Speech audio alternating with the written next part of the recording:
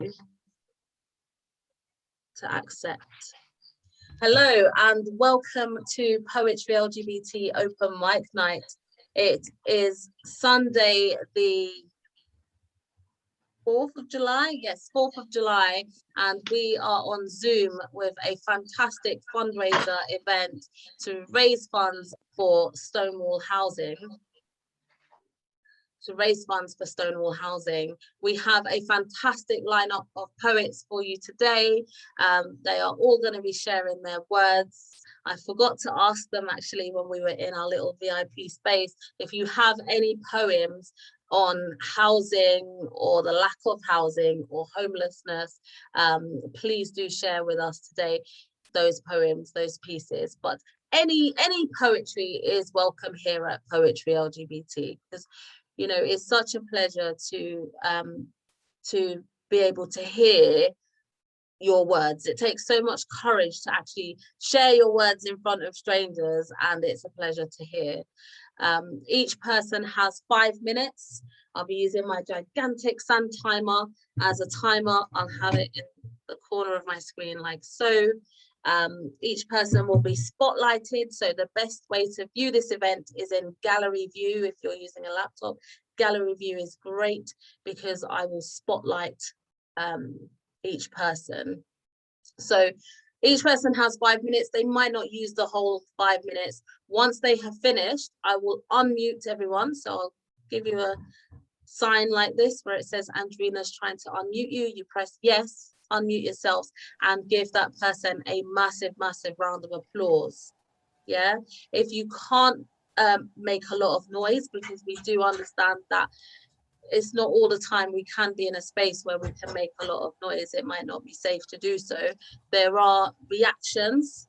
You can use these reactions, like put a love heart in the corner or one of those confetti emojis. Or you can also comment and support each other in the chat.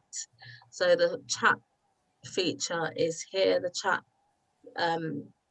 is a nice, useful tool to also post where you can be found on social media, where we can follow and support everyone in this space.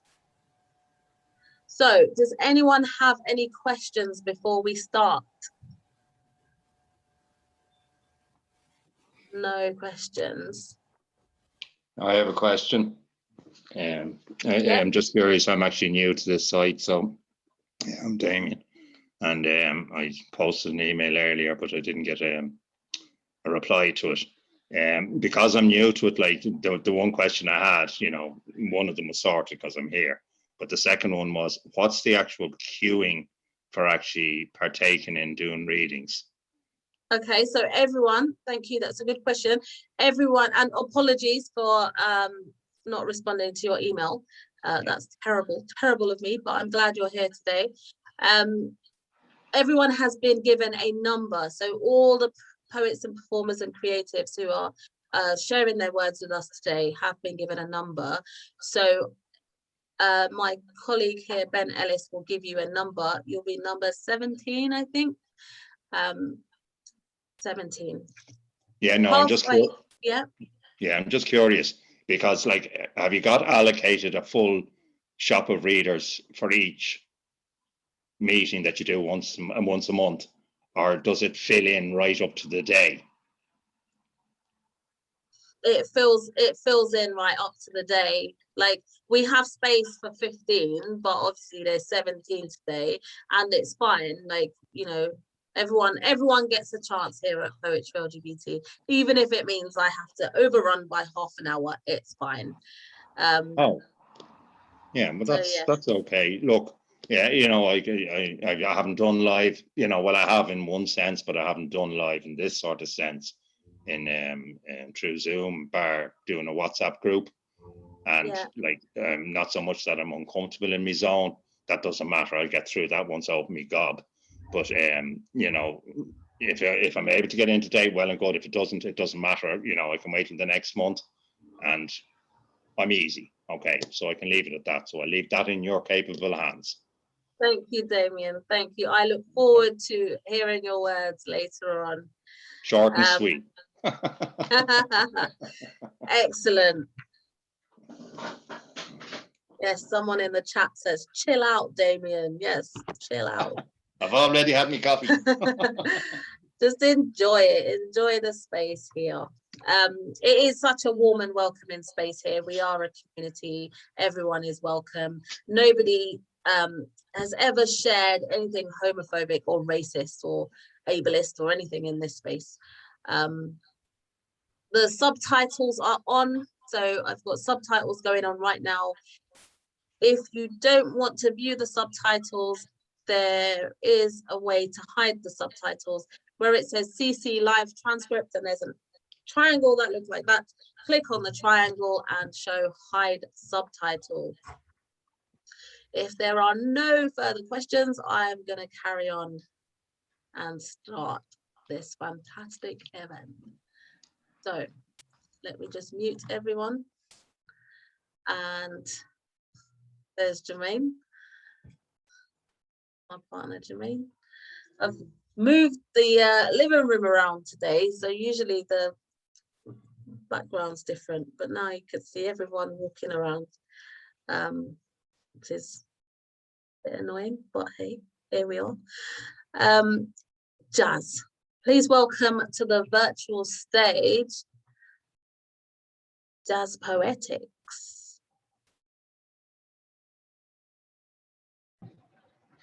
Hello there. Thank you so much for inviting me. To know that this is about Stonewall Housing is a dear place in my heart. As a homeless youth growing up in New York City, I would like to share a poem with everyone here from one of my publications, Caged No More. You can find it on Amazon, and you can also find it on my link at Jazz Poetics on Instagram. So I'm going to just go ahead and read it to you all, and I hope you enjoy. The other day, I noticed her, and I cautiously watched her as she paced up and down the block, dingy jeans, asking everyone if they can flick a bit of her nicotine stick. I saw myself in her that day, a mirrored reflection of a direction I was heading once upon a time. A reflection of self-pity, of sadness, and within the madness of the city, I saw a reflection of this woman's soul who was clearly searching for hope, only finding the disheartening reality of people trying to look the other way. So I asked her if she was hungry. And when she agreed to accompany me for a cup of coffee, we sat down. Her fear-filled smile took a long, warm sip, heating up the cold grip that wrapped around her cup as she began to drink up. And so we conversed, sharing unrehearsed stories of childhood memories that took her away from her distraught reality. And for a moment, I thought, this was me. But while her mouth told me lies, her eyes told me the truth behind her disguise. See, because I too used to utilize verbal dances, averting the truth, placing the burden on circumstances, telling stories to cover the shame while searching for someone else to blame. But on that day, she was hungry. And on that day, she trusted me. Because on that day, she was searching as I once did. And that's when it hit me, that moment of clarity, when selfishness told me that I was the tool used to heed her needs. Humility reminded me that I needed her to help me see the woman I used to be once upon a time. Because when I get caught up in the fast flowing jet streams of life, it sometimes seems as if my past means nothing to me, but it's the conundrums that remind me where I come from, and memories like these that help me refine how far life has taken me. See, I was blessed that day, and I grew up just a little more that day. And I learned that some memories can free us just enough to teach us how to see our reflection through the cries of someone else's eyes. Thank you. Thank you so much for sharing, Jazz Poetics. Where can we find you?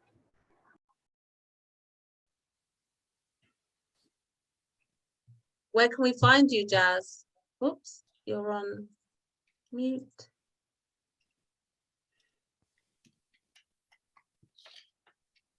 Jazz, can you hear me? No, you're still on mute there.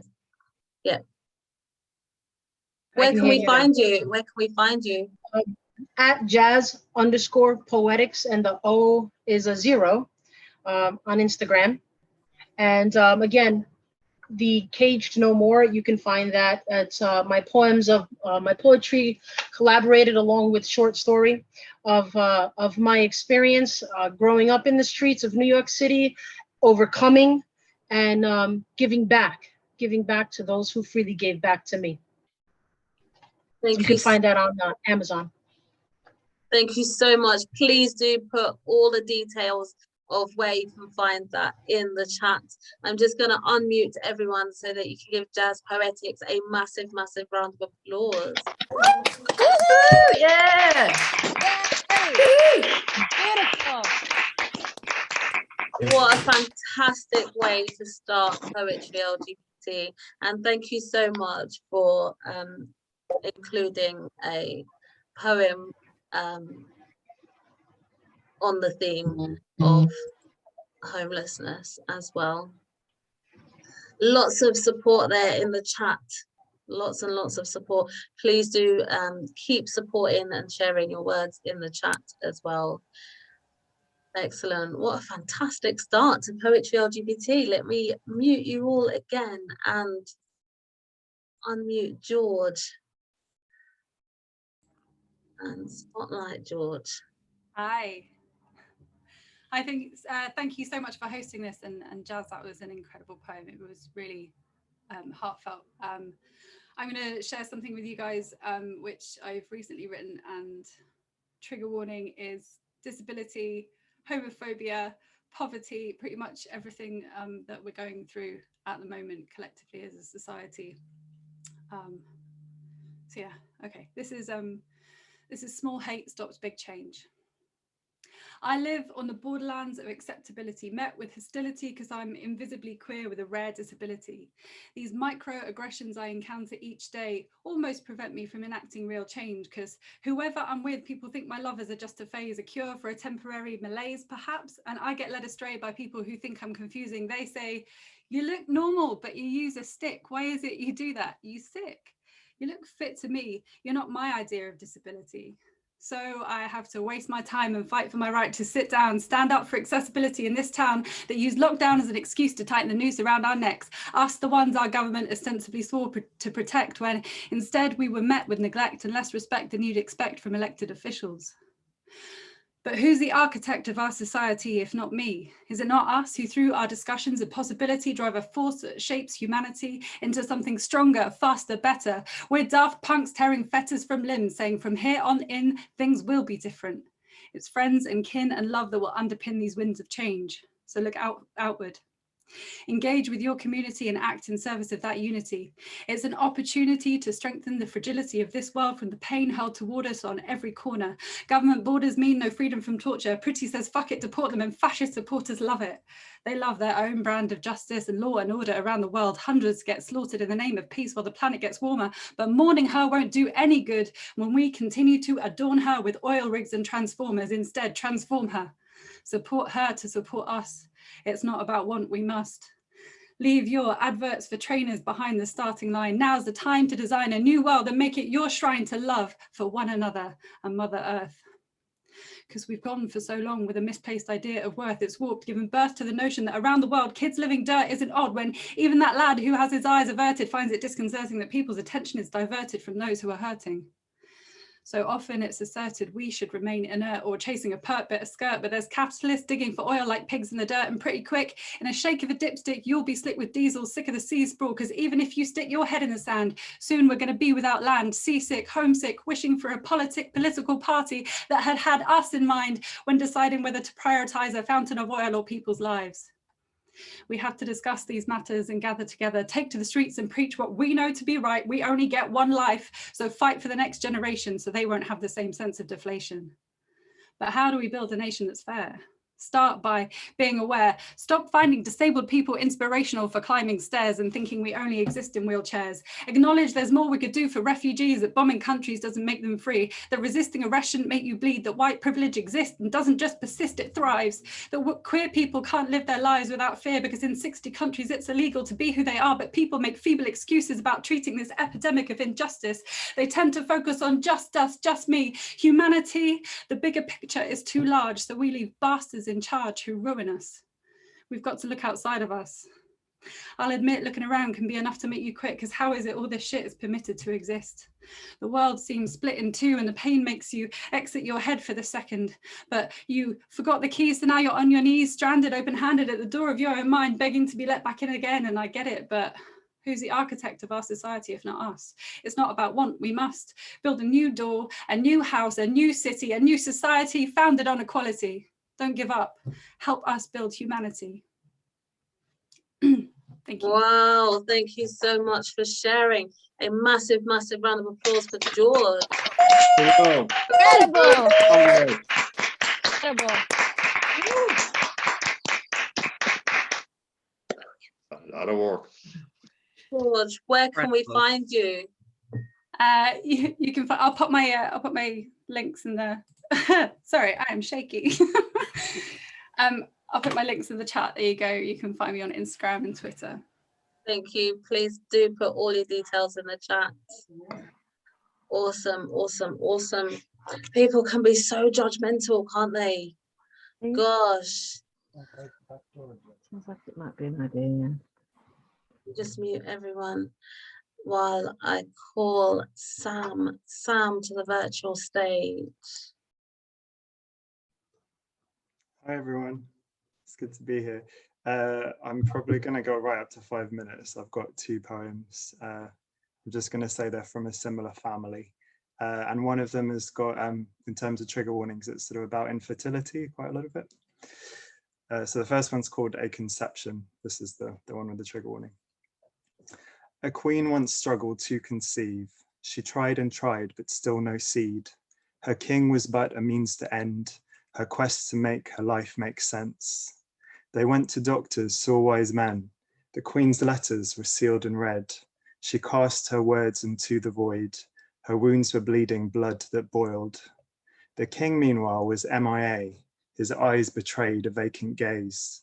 A passive passenger was he, his spite concealed by gleaming teeth. The hunt was on to find the flaw, the one that stymied nature's course. At last there came the dreaded news, the queen betrayed by cursed tubes. She cried into the darkest hours, she feared her precious milk would sour. Without a babe to feed and need, her wounds would never cease to bleed. A fated doctor wrote her then, he was the smuggest man of men. Yet with his pen he bestowed hope, just when the queen was ripe to choke. The doctor came, he spread his seeds, he bid the couple pay him heed. He mapped out how their quest might end, while warning death would be their friend. And thus his promise came to pass, as queen and king plotted their path. Little deaths befell their fruit, their losses became multitude. When all seemed lost and time did talk, the queen received a welcome shock. She felt the sickness, drank it in, wondering if at long last she'd win. Time went on, her belly bloomed. She basked in subjects' platitudes. She felt the king absent her nest, knowing he mattered less and less. One day, death returned to their door. A bloody mass fell to the floor. All it seemed had been in vain. The queen took to her cot in pain. There she stayed for days and days. No one thing could her spirits raise, until one morn her sickness spoke. It told her she had cause for hope. Rejoice, the queen was still with child. One twin perished, but one survived. This time she'd have her precious gift. No longer would she sail adrift. Her waters broke in darkest night. The king at first refused to rise. She slapped and kicked, she made him pay. How dare he tarnish her big day? On a white ward one winter's morn, as flakes of snow speckled the dawn, a baby boy took his first breath. His mother pressed him to her breast. He stared up at her yearning eyes. He felt the weight of being her prize. She could not want it anymore. Now all her waves could claim their shore. Okay, that's the first one. And the other one is a bit shorter. It's called Enough. Once upon a time, there lived a queen who needed to be seen and heard and showered with love. Love never gave her quite enough. Enough, she cried, I'll get my prize. My prize will be to bear a child. A child was born, she held him tight, so tight he struggled to take flight. Take flight he did to foreign lands, lands where he learned to be a man with plans and wants and love. His love, he learned, was good enough. Enough, the queen wrote with her pen that stabbed and stabbed again. Again she wrote, demanding love. Love never was quite good enough. Enough, she cried, I'll get my prize. My prize will be to be a child reborn into a bed in which she wept and wept. She wept as servants came and went. They went and left her to lament. Laments poured from her like a stream of blood and bile and need. I need more than you're giving me. Give more you must, I must have love. Love never will be good enough. Enough, the man could stand no more to give nor to endure. Enduring for her was his love. His love, he knows, is good enough. Thanks. Sam, thank you so much for sharing. Massive round of applause. Wow, incredible. God bless royalty.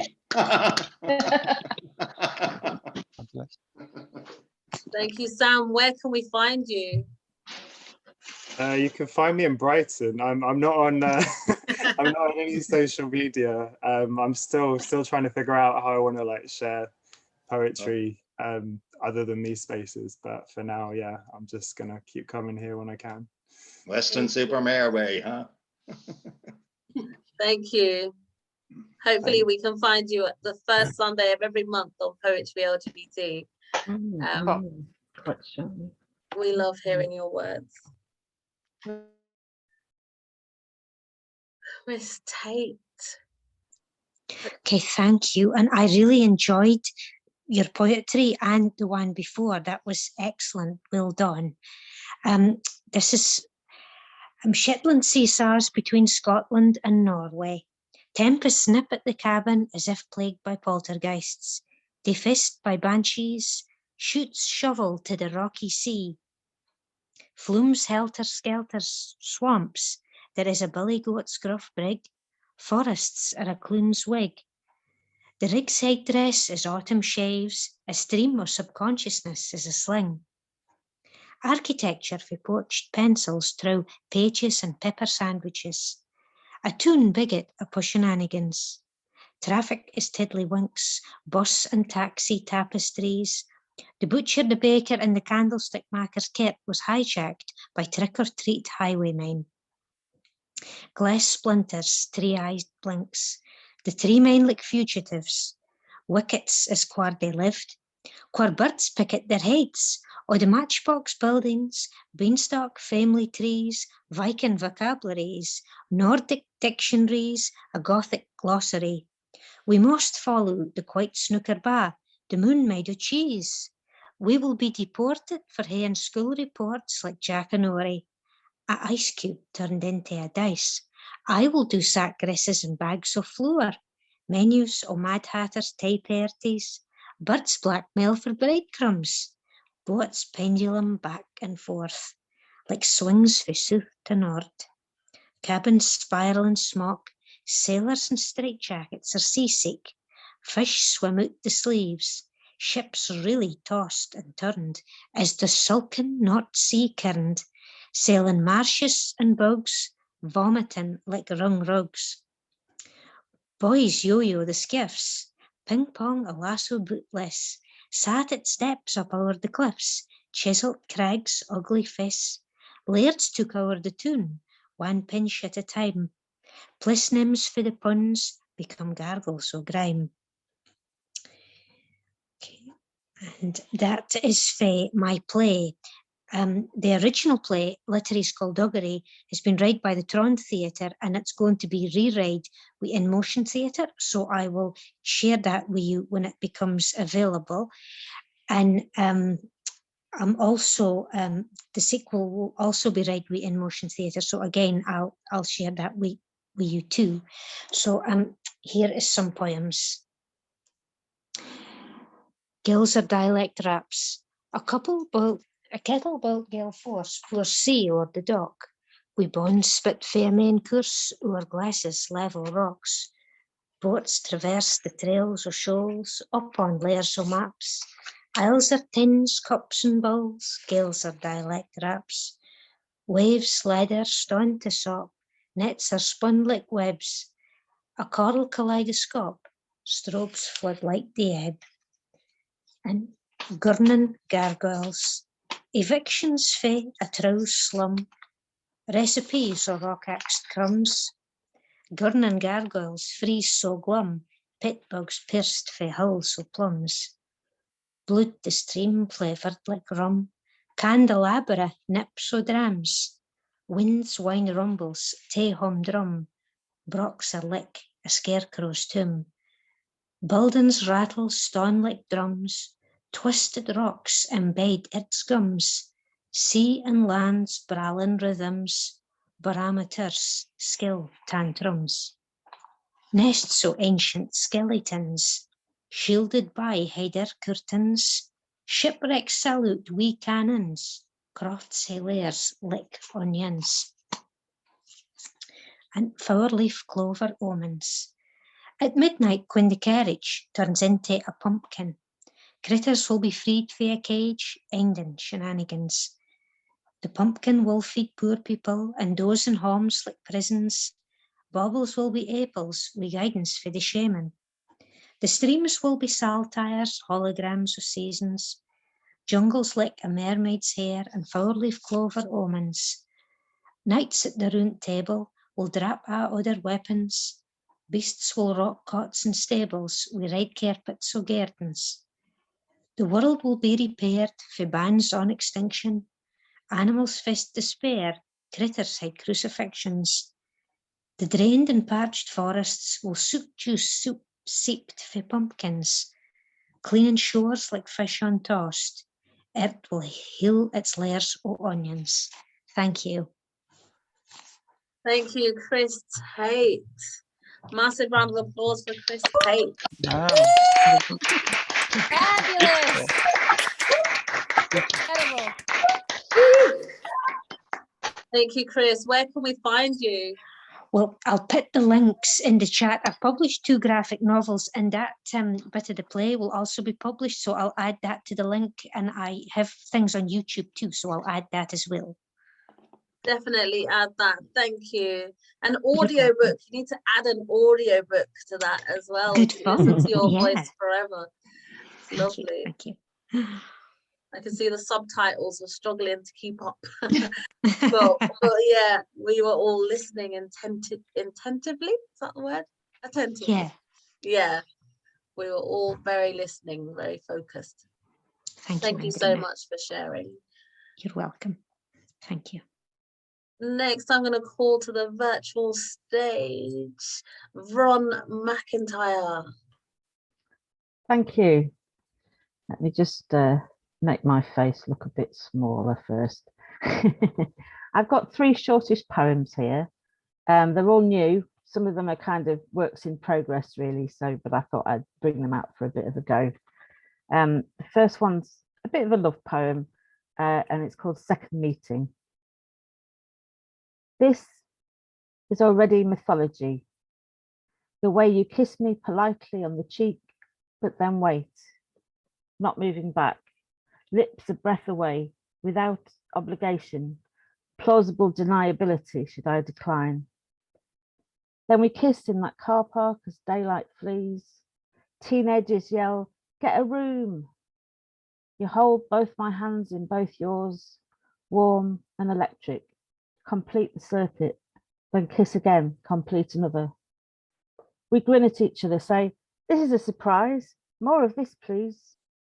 but I have to leave alone, speed 100 miles home in the dark, singing along with Rammstein on repeat, enough energy pouring through me to power the city.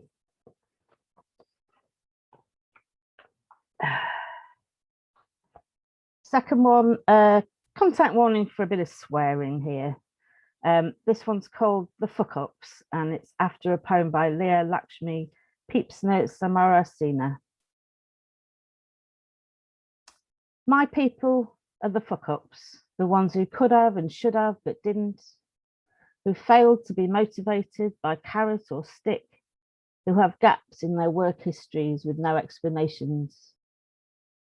My people are the fuck ups, for whom things are complicated, things you don't think twice about, like eating and sleeping, like breathing and not crying. My people are the fuck ups, the undiagnosed who fell through the net, who can't help questioning, who don't blend in with the crowd, who create living out of nothing. My people are the fuck ups, the ones who never amounted to anything in the eyes of the world, but gleam with their own rubbed shiny glow, rough pebbles tumbled to brightness. And the third one, this poem is kind of about double standards, about how some of us are expected to live up to more exacting standards than other people. Content warning for homophobia, disability, and fat phobia. At the beginning, this poem refers to being a lesbian, which was how I identified at the time the conversation was had. So this is called As Long As You're Happy. My mother said, it's okay to be a lesbian as long as you're happy. One day I said, what if I'm not happy? Aren't I a person with a lot of feelings? Are straight people happy all the time? Why am I held to this impossible standard just for it to be okay? And now, despite the war on fat people, some say it might be okay to be fat as long as you're healthy. But I say, what if I become ill? What if I become disabled? Aren't I a person who things might happen to? Are thin people healthy all the time? Why am I held to this impossible standard for someone else to decide if it's okay? Because some of us are queer and fat and disabled, without any of those things causing the others. And we have the right to exist as we are, without apologizing for ourselves, without having to live up to someone else's standards, without blame, without shame, without being shamed by all the people who are scared they will end up like us. Thank you very much. Thank you, Bron McIntyre. Massive round of applause for Bron. Way to go. Very good. Yeah.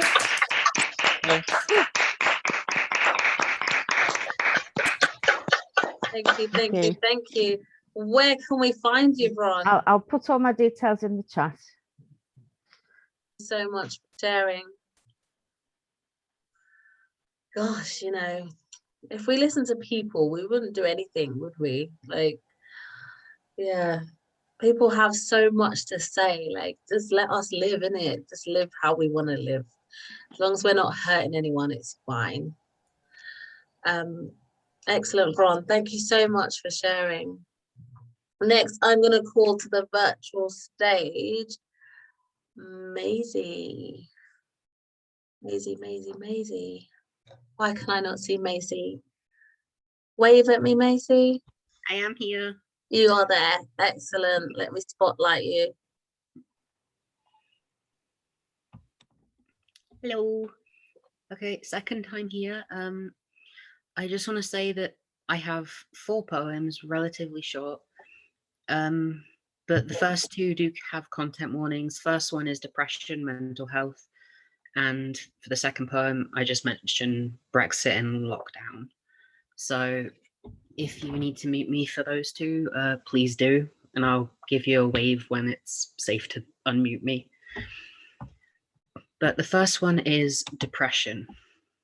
Depression is a monster. but it doesn't hide under your bed. Depression is a monster that hides inside your head. Depression is the light and color vanishing from the world, the joyful laughs snatched from every boy and girl. Depression has the power to turn a heart to stone, to evaporate your sense of belonging from the world, not just your home. Depression is manipulative, pulls a sheet over your eyes, gagging you with lies so no one hears your cries. So that was the first one. Lockdown. Lockdown. When we said goodbye and we weren't sure why, when hugs became illegal and seeing friends really could get you arrested. Lockdown. Doorways of shops that months ago were busy and bustling with life became dead, empty graves of their former glory, only used now by homeless people that the government had forgot existed. Lockdown. The toilet paper crisis, the hoarding, the violence. We pleaded for help and were met with silence. Lockdown. They don't care about us or the lives they've cost, just about Brexit and getting their lies across. Lockdown.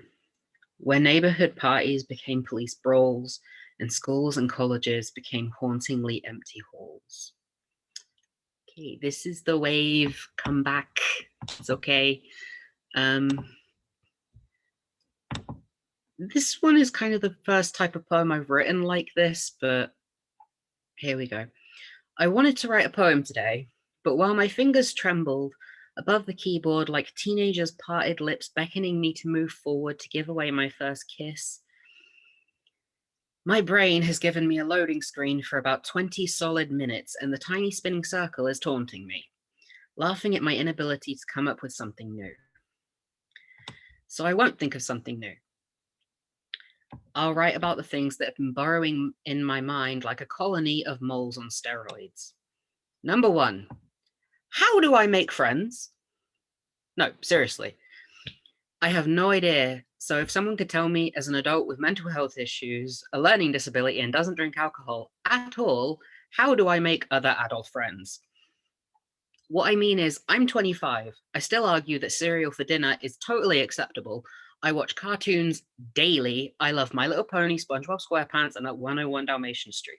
I'm also a massive anime nerd who is convinced that one day I will meet Sebastian Michaelis from Black Butler or Angel Dust from Has-Been Hotel.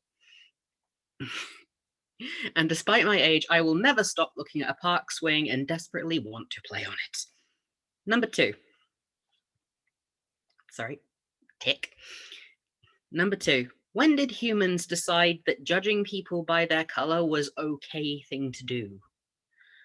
Human beings are not a box of M&Ms waiting to be sorted into piles of your favorite color and throw the rest away because inside they're all the same. And that sameness is amazing sweetness that makes you smile. I smile at everyone I see, and 9 times out of 10, I get a smile back. And that's how I know we're all the same inside without getting all scientific and talking about skeletons and such. I guess I did manage to write a poem today. And this last one is super, super short. It is just called Pride. Live each day like it's your last. Your happiness is now and the future, not your past. So many tears I know you've cried, and so long you've felt the need to hide. Don't hide anymore. Just be who you are. You're so special. You're amazing. You are a star. Keep a smile on your face. Keep your head up high. And never be less than proud of you until the day you die. And that is all I have. Thank you, Maisie. Massive round of applause for Maisie. Yay!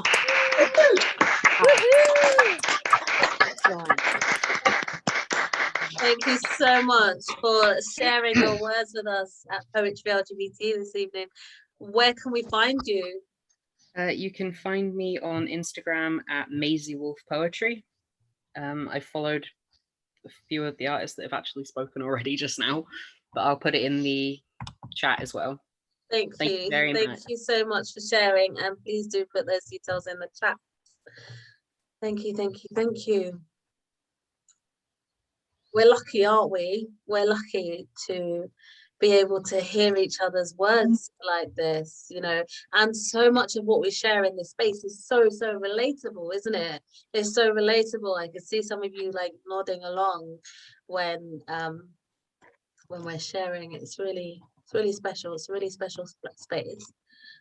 Thank you to those of you who have shared already: Jazz Poetics, George, Sam, Chris Tate, Bron McIntyre and Maisie. Next, I'm going to call to the stage, the virtual screen, Molly. Hi. So I haven't really shared any of my work so far yet, so just starting out. But this one is a poem called Punishment, and trigger warning: mental health issues, trauma, and animal death. And of course, your latest work will be self-titled, just like Antoine Broskov in The Hidden Pearl. Don't think just because I speak you are entitled to my mind. I have thoughts that would make your stomach curl. I thread myself together on a crimson planet, raw nerves arranged around the same red line. There is no formula for this, only habit, a dead owner working in 2/3 time. Remember when that small songbird hit the window driving to nowhere one day and I cried? I ache for those days in that clear-throated shadow, heart falling open and laces untied. I'll tell you something about the lag on the phone. That is the space between body and mind. Sometimes the line cuts off when you're alone and the wires within you begin to unwind. And then I'm just gonna share another short one that I have. This one, I don't think it should have any trigger warnings, so. Risen. Your hair splits the surface. Serpentine, slick, writhing locks the keys between two worlds. This one and the glass other, which is called Unreal. A bruised Medusa, mauve and purple with sherbet shimmer. Suds wash their Milky Way over your body in a galaxy. They are tiny pinprick stars that linger. I break from that souped up haze below the waterline, pressed against the tiles, sky blue and pebble smooth, spat out into asphalt and fresh green drizzle, stripped back and squinting at the cling film sky. I find a new kind of concrete truth. The road bridge, rush and squeeze of my arteries shot through with the yawn and roll of the mud grey river, laced with white lines and iron bars, tiny spit impossibilities. I cross the threshold, born from the lake bed, break from obscured depths, startled by my newness. There is a new breath rising within me and I am gasping, as if waking up, I have begun to write. That's it. Thank you. Wow, Molly, thank you for speaking your truth here in this space. Where can we find you? I don't have any poetry accounts, but you can find my art account on @MollyOnASunbeam, and I'll put it in the chat. Thank you. Please do put it in the chat. A massive round of applause for Molly, please.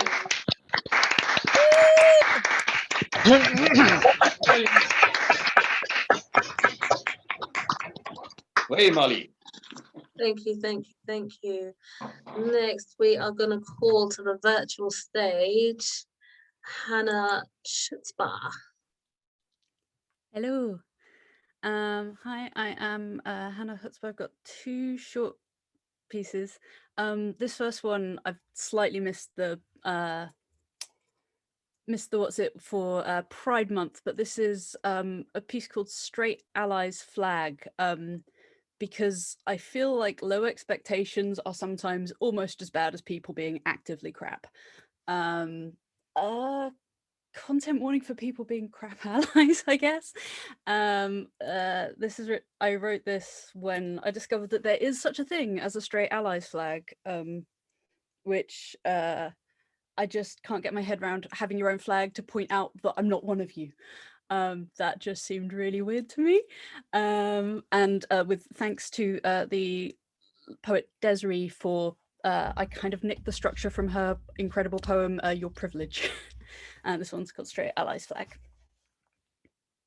Your allyship wants to clarify its role to everyone, does not want to be mistaken among our ranks. I'm straight, but I don't think it matters who you love or what you are. Your allyship has not listened enough to know that indifference does not sound like solidarity. Your allyship expects to be told how good it is and how fierce it looks today, girlfriend. Your allyship thinks my girlfriend is just a friend. Your allyship needs to stop using the word girlfriend like that.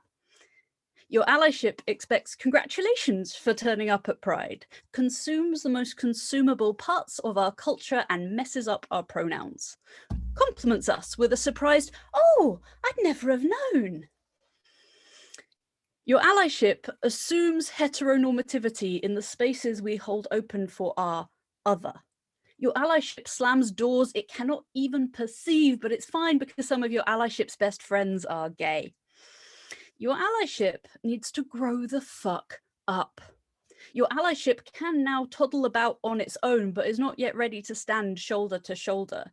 Your allyship wants a cookie for knowing that you don't hit people, wants to rest in its low expectations pushchair while we push, and balls wounded if someone ever explains why that thing it said wasn't really very nice, or here's how to do better next time. Your allyship wants to take part, but is still shitting its pants and crying when it's someone else's turn. That's that piece. And I'm going to do a slightly more calm, measured one next. This is called Tumbleweeds, and it's about insecure housing and jobs and stuff. It's not quite Stonewall Housing territory, but for those of us who feel like we've basically been lied to about what was possible, slightly depressing but pretty. And it goes like this. They said we could be tall as redwoods, bright as autumn maples, bold as monkey puzzles, but to survive, we are learning to be tumbleweeds. In another life, I would dig weeds, plant trees, learn every flower's name, watch the season's green pulse across my landscape.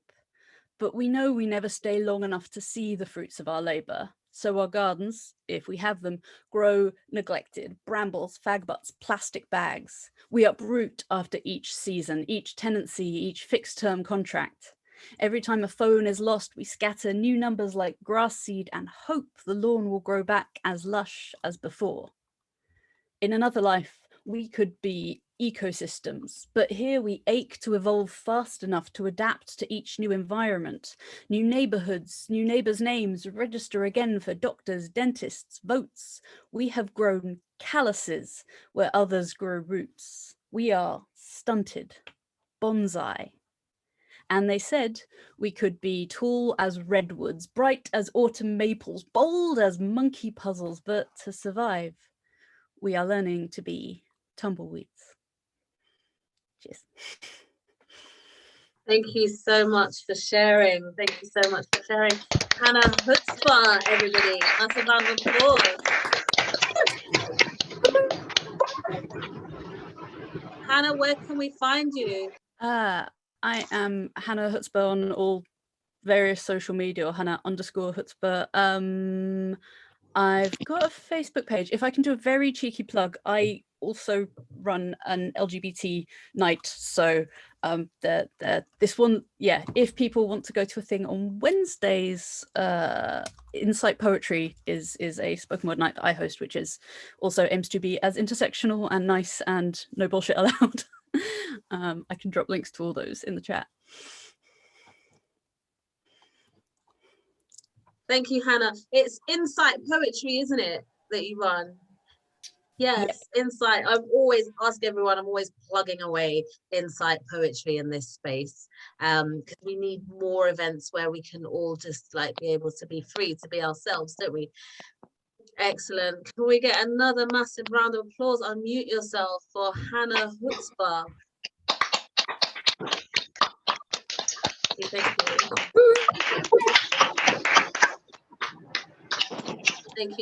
Thank you. I'm going to mute everybody. Hannah, please put details of where we can find you, details of the next Insight Poetry Open Mic on Zoom as well. Please put all the details in the chat. Next, we're going to call to the virtual screen Paul Pablo Rouge.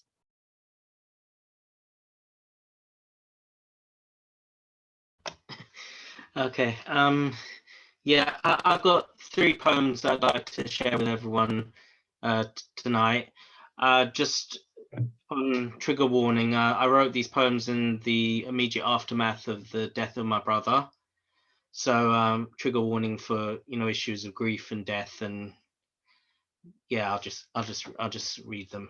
Okay, the first poem is called I Speak. Spoke for the church, spoke in the party. I've spoken for my brother, spoke to many a lover, spoken for the stage, spoke for the screen. I've spoken hidden, and I've spoken to be seen. Spoke without pause, spoke for my cause, spoke for the class, spoke out the crack of my arse. I spoke truth to you. I spoke to the mirror all the way through. Spoke to my friends, spoke for my enemy. Nothing left now. I speak for me. And the second poem is called Notepile.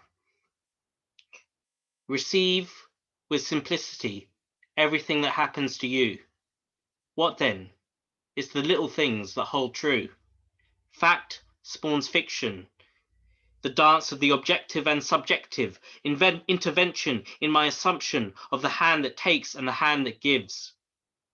But it wasn't the hand of God, CGI rendered crude. Trash can man stomped the walking dude. Life measured out in the yards of device wires. Progress sparked by street talk and burning rot fires. There are signs in life, roach on the concrete floor, borrowed keys to other's door. They told me there can be no existence outside the gates of creation. To me, that shows a lack of imagination, just my evaluation. You can't read to drill. Guess that's me out of the thrill.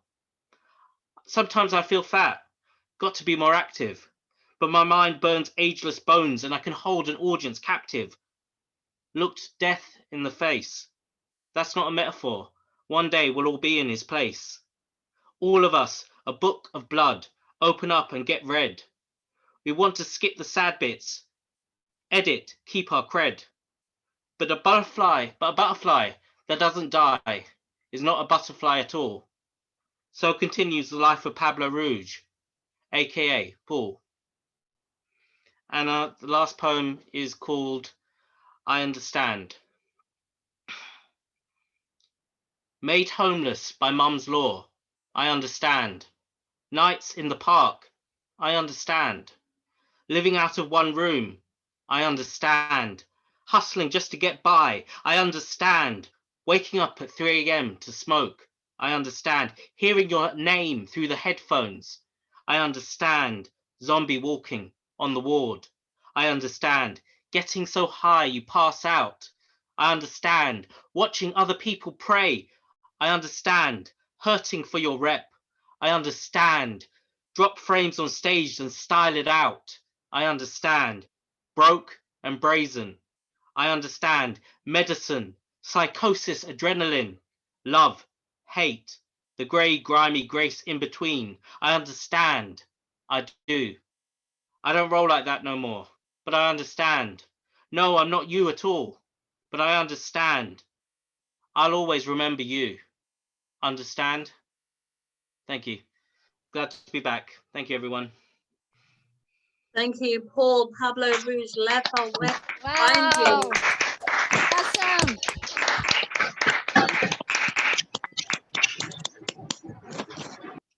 Where can we find you, Paul? Yeah, I'll put my social media in the chat. All my stuff in the chat. Okay. Also, I wanted to say condolences. I'm so sorry for your loss. You know. Thank you very much. Thank you. Thank you. Welcome back to Poetry LGBT. How is everyone so far? How is everyone? Give us a thumbs up. Thumbs up. Excellent. I'm going to mute everyone. I'm going to call Christy Kirby to the virtual screen. Christy Kirby, unmute and spotlight. Hello, hi from Waco, Texas. I'm so honored and thankful and grateful to be here on Poetry LGBT Open Mic. A little trigger warning, a year ago this time, actually June 28th, I wanted to kill myself. Sorry if that triggers anyone, but I found, no buts. I found Corona Poetry Live Left Coast Lesbian Lunch Crying in Bed with Fiona show on Facebook, and it changed my life. I have a tribe now called the Fionians, and then a Fionian led me to this book called Charred, which made me believe I could write my own chapbook, which I have tiny little poems in here, and I'm going to read two from there. But this one I wrote yesterday at the lake, and it's about my sobriety. This is day 9 of no alcohol for me. It's called One Step Higher. One step higher could be drier, love like a tender plant, a love like no other. Peonians give me the boost that I need, a kindness and a spirit, branches of human connections, the connections that we crave, rooted in solutions from a love from one another, supported by my sisters. I don't want to crave the alcohol who always stalks around. I get loving talks now, a light shines. It came my way this day, pouring among the clouds. This virtue's rain is coming down on me. I fall to my knees. Virtue's rain is coming down on me, washing me clean. Heaven's department softens me now, constantly showing me how through the clouds. Climbing this ladder with more character and belief, turning a new leaf, honoring the growing self-esteem. Virtue's rain is coming down on me. Fall to my knees. Virtue rain is coming down on me, washing me clean. New affections, directions. I'm having new experiences. It feels like happiness with an empty glass. Love is the controlling power, vitalizing me every hour. Addressing the wounds chapter by chapter. Love will prevail. Trust in this mystic ladder, one step higher. And then I'm going to read 2 poems from my book called Rebirth. My son did the cover. Who knew? Uncertainty. Closed doors is not all what is in store. Uncertainty is here, yet we must not be afraid of what could be near. Lack the fear, the future is not set. Be pleasant in the mess, a current journey of progress. No regress. Stay high in the skies. Ride the jets. Feel the freedom vibes as love comes alive. It will create faith. Hope will ride on its own energy wave. Be present, be loved. Shine the light from heaven above. Live in uncertainty. Breathe in the good, exhale the same. Living is brave.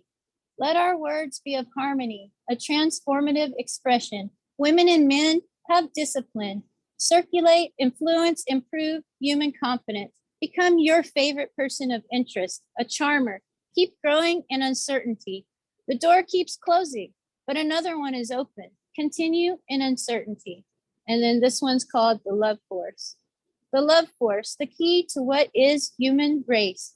Kindness opens the doors, repairs a heart, new starts, spaces to love, links strengthen, securely walking footsteps, united in love, conquering fears, our spirits here, designed, aligned, blended together, reciprocating treasures will come in time.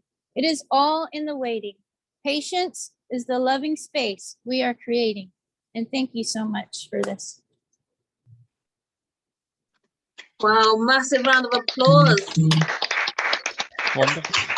Fine days, well done.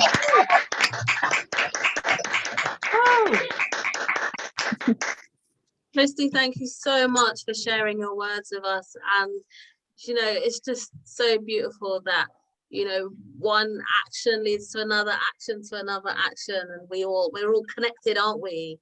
We're all connected. We don't actually know what influence we're having on each other by sharing our words. And yeah, thank you so much for being here. Where can we find you? You can find me on Facebook at Christy Kirby. That's all I got. I'm not on social media that much, just Facebook.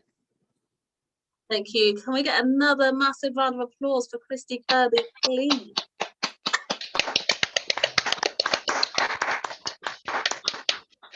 Excellent. Thank you to those of you who have shared so far.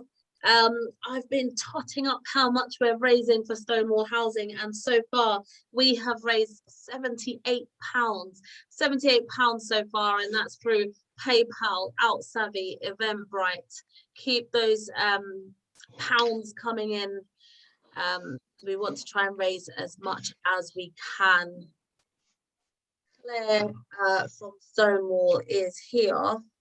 I'm gonna just mute everyone, and sorry Claire, that means I've unmuted you by accident. I'm gonna spotlight you so you can tell us all what Stonewall Housing is about. Thank you so much. Hello everyone, and thank you for sharing this evening with me and having me here. It's been gorgeous, actually. It's been really, really touching. And Andrina, thank you. You are a fantastic human, and we really appreciate everything you've done for setting this whole event up. My name is Claire, my pronouns are she, her, and I'm the development manager at Stonewall Housing. It is a brilliant small charity working with LGBTQ+ people facing homelessness.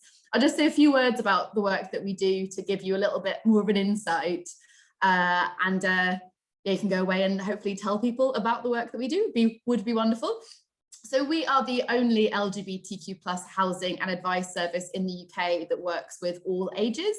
We help over 1,400 people every year find safe and secure housing.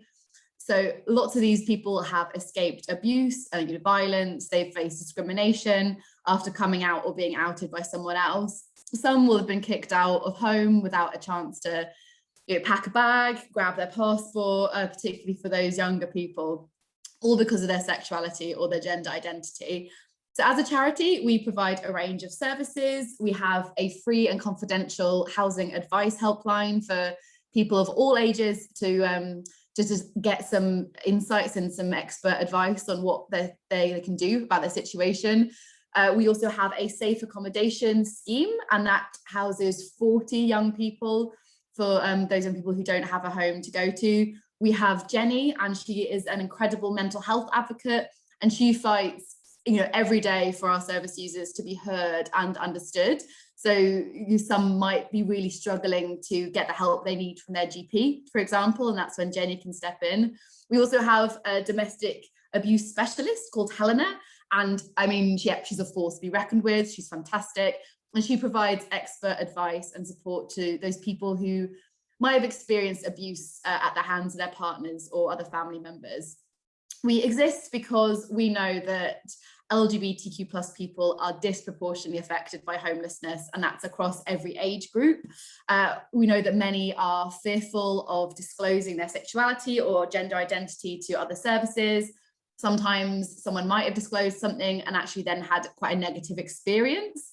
We know that for our trans people and our non-binary people that we're working with, they can often face additional barriers when accessing shelters and accommodation, as well as sadly prejudice from other service users. And the staff at some of these services, they're not always trained up in how to respond to these situations. So ultimately we find that mainstream services are often simply not fully equipped to support LGBTQ+ people experiencing or facing homelessness, which is why the work we do is so vital and so important. We know that our service users really trust us, and they know that we're not going to ever turn them away like other organisations might have done in the past. We are incredibly grateful for your support tonight, and the money you've raised will help us to reach more people who need our help. The numbers are sadly rising. The pandemic has played definitely a part in that. Events like these also help people find out about us and find out about our work. Not everyone knows we exist, and we would love that to change. As I said, we are a pretty tiny charity, and that means that your support means the world to us. So thank you, everyone, and I'm so looking forward to more poems of the evening. Thank you. Thank you so much, Claire Lineker from Stonewall Housing. Can we give Claire a massive, massive round of applause, please? Thank you, Claire. Thank you. Thank you, Claire. Thank you to you and all your colleagues at Stonewall Housing doing so much good work. LGBT charities need so much support, and yeah, as much as we can do to help, we will. So yeah, do keep those donations coming in. We're at £78. While you were talking there, I did get a notification for some more.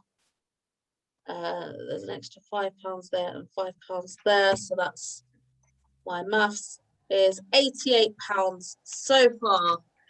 We have raised. Can we give ourselves a massive round of applause? Thank you so much, everyone. Thank you. We'll keep that going and keep adding this up. And we at Poetry LGBT will try to round it off to the nearest £100 as well.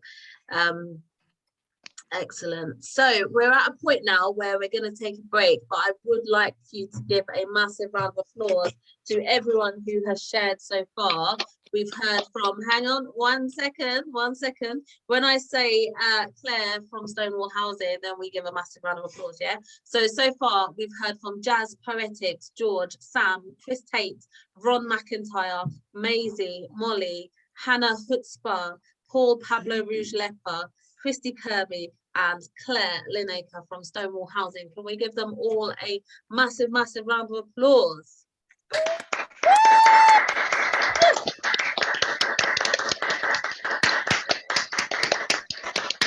Thank you so much. It takes so much courage, you know, to be here and share our words with each other. You know, many of us write in private, and a lot of what we share is not to anybody. It's us and our notepads. So to actually share in this space out loud takes a lot of courage, lots and lots of courage. So thank you. So yeah, we're on a break now. Well, technically it's not really a break. We're just like taking time to just recalibrate ourselves and look at each other in our squares.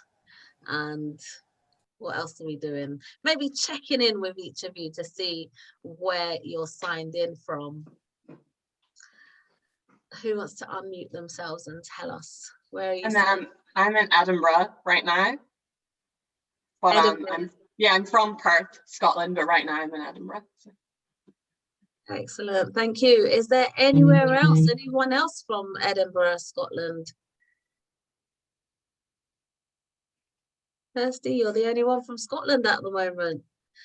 Who else wants to share where they're signed in from? I'm from Leeds in West Yorkshire. Yvonne, yeah, Leeds. Right. So am I. Stockholm, Sweden. Oh, hang on. One second, Patty. Patty's from Sweden, I think. Yvonne, no, Patty's not from Sweden. I got that wrong. Yvonne, someone else said that they're from, it sounded like Richard. Yes, I'm Richard. from Leeds as well. Leeds. Oh, well. I live in Glasgow, but I used to live in Edinburgh. Yeah, some networking going on. Richard, connect with Yvonne in the chat. You never know, you could be neighbours. You know, we live in a place where like, everyone is so busy going about their daily stuff that you could be neighbours, Richard and Yvonne. You don't even know. Small world. I sincerely hope for her sake she is not. I wouldn't mind having you as a neighbour, Richard. I'm sure we'd have long chats.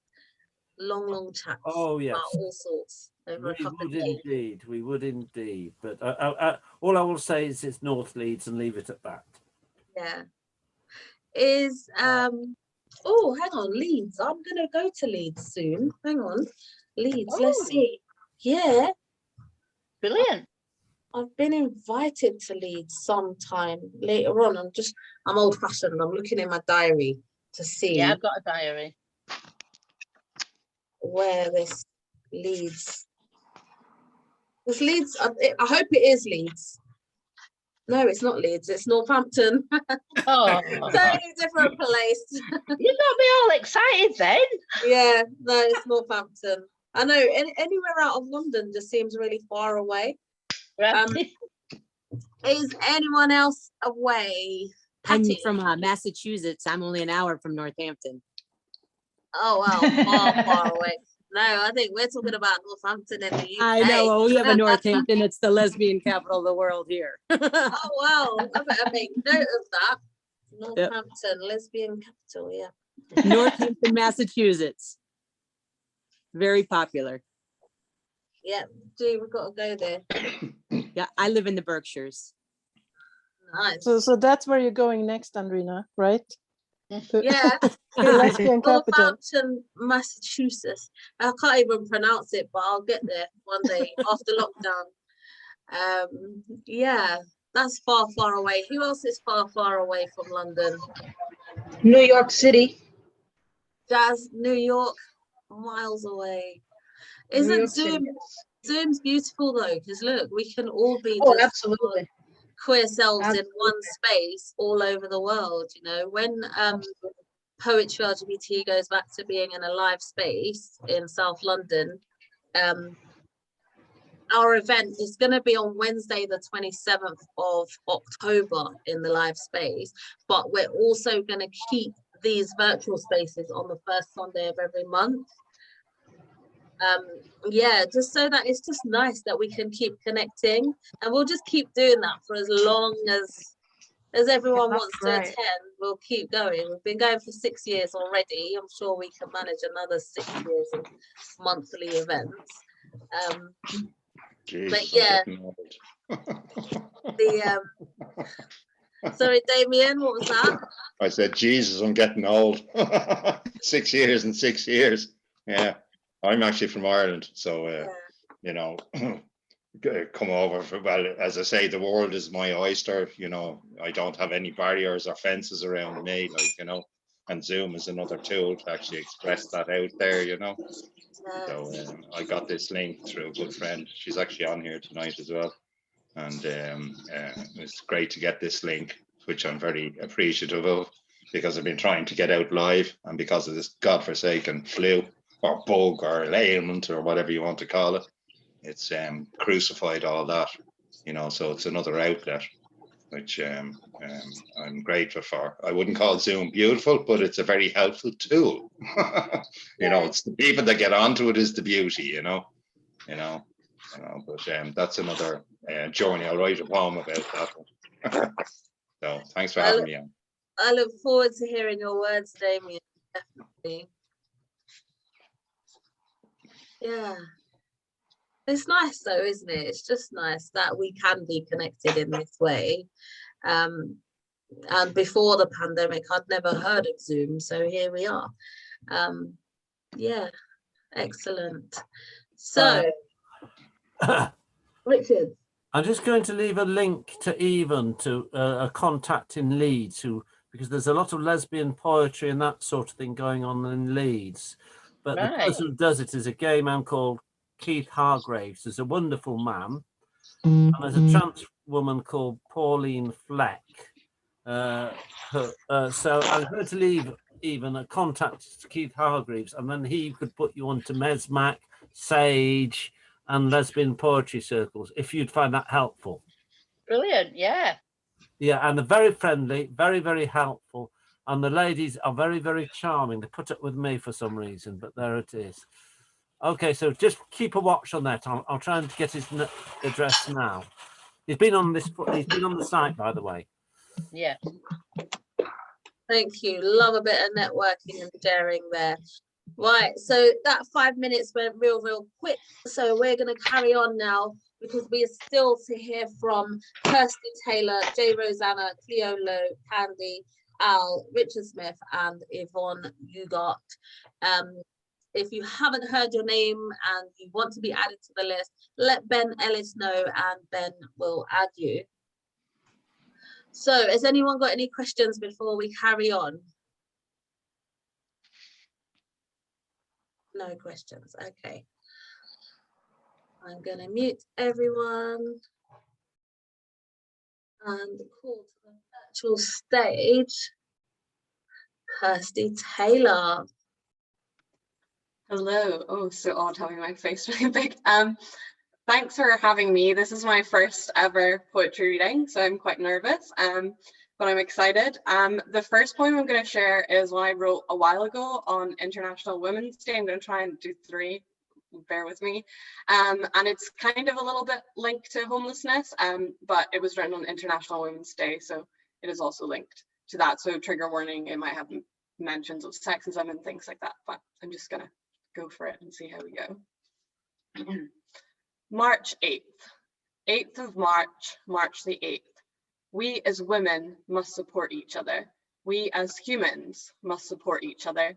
Compassion and passion, all women, all humans, rich, poor, old, young. The next time you walk past the women on the corner, ask her her story, ask her life. Passion does not equal compassion. Fled from her country, lost her kids, her job, her rights. As you march for your rights, remember how far your place has come and how far hers still has to go. Celebrate the wins, don't give up on the losses. You are strong and powerful. Why not use that to rise up others?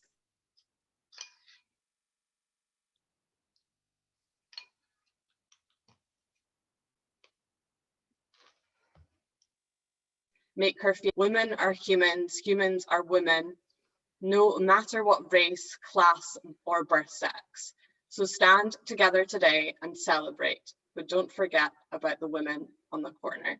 So that's the first one. I have 2 other pieces from my coming out in September the 17th called Turbulent 20s. And this first one, trigger warning, it has kind of mentions grief a little bit, and it's called The Lost Camera. The lost camera. In the bottom of a bag thrown to the back of a cupboard lays a rather peculiar looking thing covered with dust. On closer inspection, it is silver and shiny. As the dust is brushed off, an eye emerges.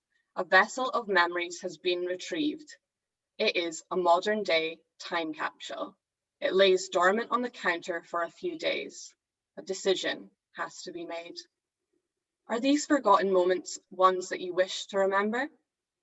Eventually, the urge grows too strong. You can no longer resist the play button. No going back now. As the audio whirs and the visuals pop into action, the eye scans the room. And it's you, sitting there, smiling. A Christmas tree in the background. Piles of wrapping paper cover the floor. You sit there in red. The empty hole has been filled. The part of me that was missing has returned. As it comes to an end, tears trickle down your cheek, and you smile as you found a memory you had once lost. The days go by, your heart aches as the memories without you become larger, and the ones with you fade away. You wish on a shooting star to find another lost camera someday. And then this is the last one. It's quite a short one. It's a little bit of a fun play on words kind of one, based on something a family member said to me that I just thought was a good thing for a poem, and probably trigger warning mentions of maybe ageism a little bit, and probably transphobia a little bit, and this like a playful one, so I'll just go for it. Bin all the phones. Kids these days don't behave like we did. Kids these days don't work hard like we did. Kids these days don't know how easy they have it. Kids these days just play on their phones. Bin all the phones, destroy all their stupid ringtones. Kids these days strike for climate change. Kids these days fight for girls' education. Kids these days celebrate diversity. Kids these days understand trans rights. Bin all the groans, keep replacing the hormones. And yeah, that's all 3 of them, so thank you. Thank you, Kirsty Taylor. Massive round of applause, please. Kirsty. I'm so sorry. Thank you for sharing. Where can we find you? Sure. So I have a poetry account. It's a bit of a tongue twister. It's observe absorb, right? So I'll write it. It's a website and also an Instagram. And then I'm just going to plug this as well. I head edit and founded a nonprofit magazine, and we would love for you all to, all your work is so incredible. We'd love for you all to submit, and that's called Continue the Voice. And it's just at Continue the Voice, and we release publications every month. And last month we did a beautiful issue on Pride. So we're always looking for new people's voices to continue. So, and the new book is out September 17th, I think. But if you go to Instagram, it'll all be there. Thank you. Please do put all the details in the chat. Thank you so much for sharing. Next, I'm going to call to the virtual stage Rosanna. Rosanna. Now, let Hi me there. double check. Sorry, Jay. I just want to check that I've muted everyone. Yes. You ready? Spotlight. Thank you, everyone. My name is Jay Rosanna, and I have two pieces. My first piece of poetry is called Do the Scars Show. Do the scars show? Can you even tell? No longer always as I have ever been. You should know. You put me through hell. Diving deep, holding breath, doing well. Surviving your threats, discovering my own queen. Do the scars show? Can you even tell? Each spiteful word a hateful spell. Your spit, did you know, leaves me stained and unclean. You should, you know. You put me through hell. Frozen by time, I no longer feel. I'm a tragedy played out badly scene by scene. Do the scars show? Can you even tell? And did you know I tried to rise but fell? And nobody can decide or hide their own genes. You should. You know, because you put me through hell. But I have found the courage to last the bell, to navigate the torrents of the in-between. Do the scars show? Can you even tell? You should, you know. You put me through hell. Thank you. That's my first one. My second one is called Homeless LGBT. Not technically homeless. Bruised and abused, definitely. Family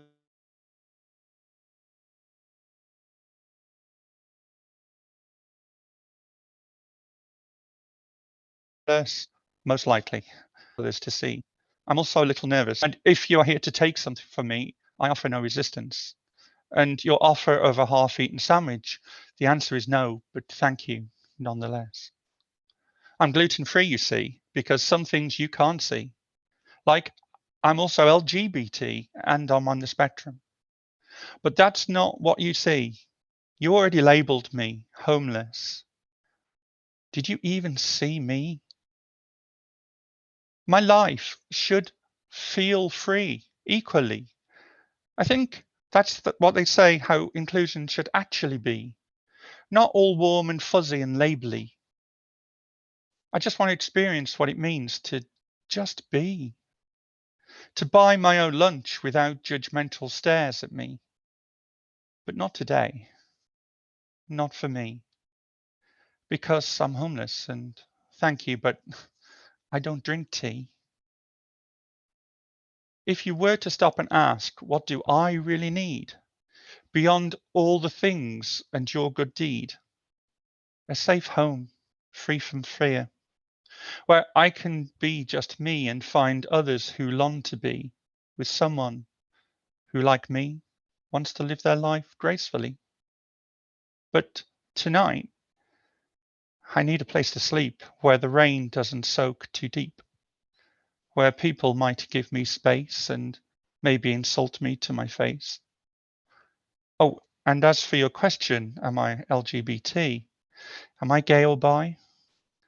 I've forgotten. Just remind me, what gender am I? You see, I'm faceless, I am spaceless, and it feels hopeless to be homeless. But I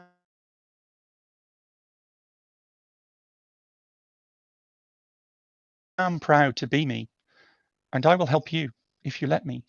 Thank you. That's both of them.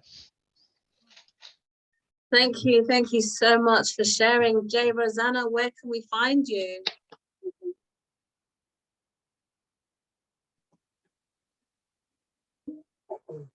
I think my internet's playing up. No, it's the same here. Jay Rosanna, have we lost you? Where are you? Okay. So beautiful.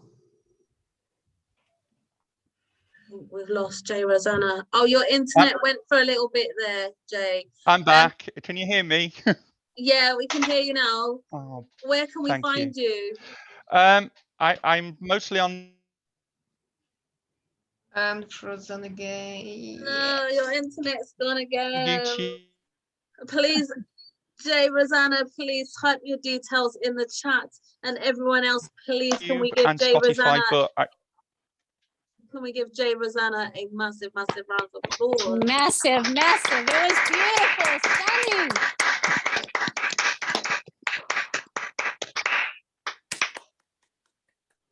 Jay Rosanna, your internet was freezing, sketchy a little bit. So please do put all the details that you were trying to tell us in the chat. Excellent. Thank you so much. Next, we are going to call Cleo Lowe to the stage. Cleo, here you are. Excellent. Unmute, Cleo. Hello. Hey guys, I'm trying to run an event here. It's not whispering, I can hear you chatting. Sorry. Sorry, Cleo. Go for it. Can you hear me okay? Yeah, I can hear you. It's just these two behind me that I'm hearing chatting to each other. I can hear you. Yeah, so I just wanted to say it's been such a joy hearing everyone's poetry today. I started writing poetry in December, and I don't know, I just feel like my brain is constantly coming up with new poems now, and I think it's such a beautiful way of putting kind of the jumble of things going on in your brain onto paper, and yeah, it's really amazing to be able to share it today. So I've got 4 fairly short poems. I'll start with one. It's about a girl that I pedestaled so much. I called the poem Girl from Space, which I only realise now is quite funny. Okay, so here we go. Tired and teary, bruised and weary, I thought she couldn't exist, no really. Hang on, sorry, Cleo, sorry, so sorry to interrupt. Turn your volume up just a little bit louder, just so that we can hear you loud and clear. Can you, it might be my laptop. Yeah, try and go as close to the microphone as you can. All right, very flattering, okay. All right, start again. You're beautiful, keep going, start again. Okay, tired and teary, bruised and weary, I thought she couldn't exist, no really. My phone flashed, a bolt of light, she appeared, I revered as she neared.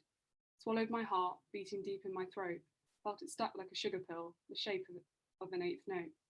An ethereal being, profound, intoxicating, took my hand, stopped it from shaking. Into the night, left the planet, it was breathtaking. Orbiting Jupiter, as she kissed my soul, I felt weightless, at peace and whole. Lost in her mouth, circled the solar system and all of town. Back to Earth, faster than my swallowed heartbeat, faster than I could adjust, but she was ready to take flight, back into stardust. A fleeting moment, a blink and she was gone, but I know she came to guide me back to the path I had been lost on. So that's the first one. Did you hear that okay? Yeah? Yeah, it was a little bit low, but we could hear you. I could hear you. Shall I get my headphones? I'm Okay, sorry. let's try the headphones. Of course this is happening. I'm just like, how embarrassing. That's okay, take your time.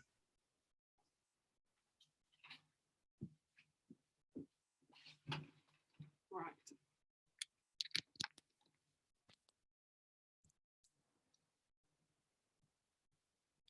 Can you hear me better now?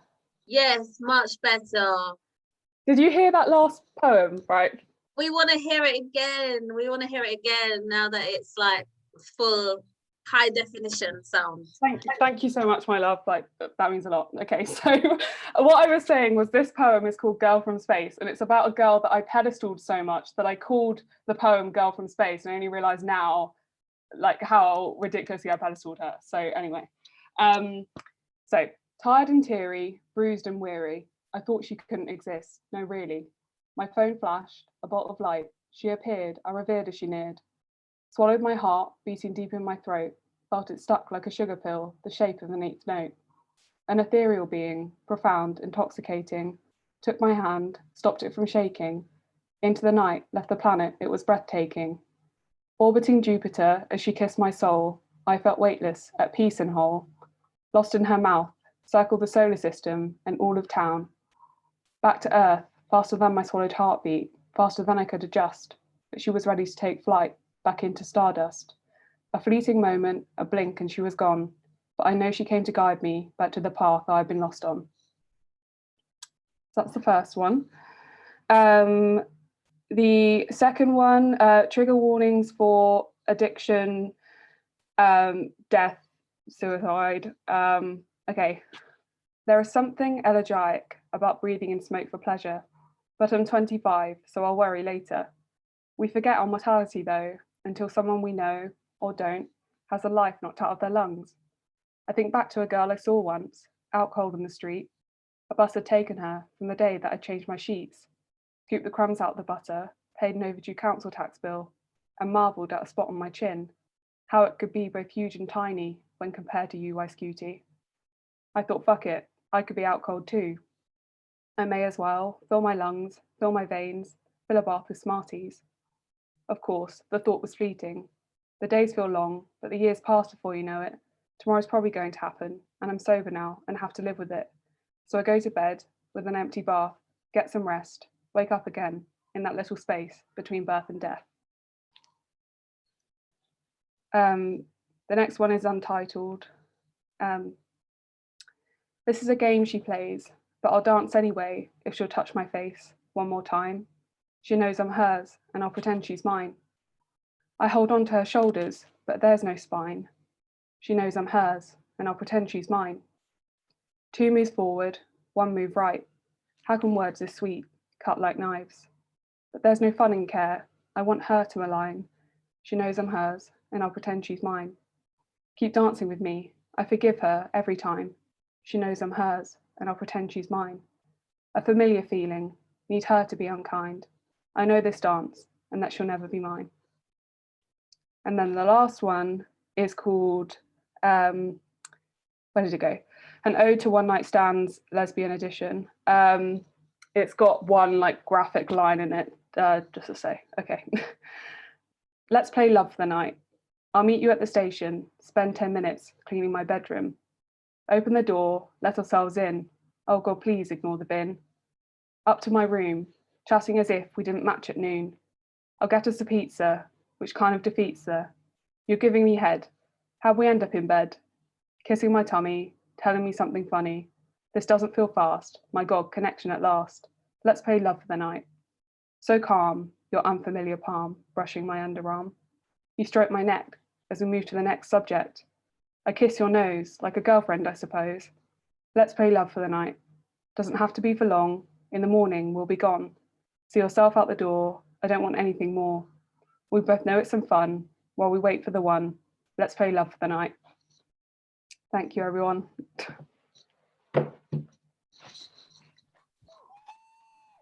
Thank you so much for sharing. Cleo Lowe, massive round of applause. Oh yeah, beautiful. You've only just started writing, you said, during lockdown. Yeah. Oh, well, keep going, keep going. Where can we find you? So I'm called Lesbian Poet on Instagram, but the A has a kiss on it. It's kind of my account that I put stupid stuff up for my friends, but you guys can see it too if you like. It's also got all my poems on there, but yeah, you also have me being an idiot on it. So. Thank you. Please share all the details in the chat. Another round of applause for Cleo Lowe, please.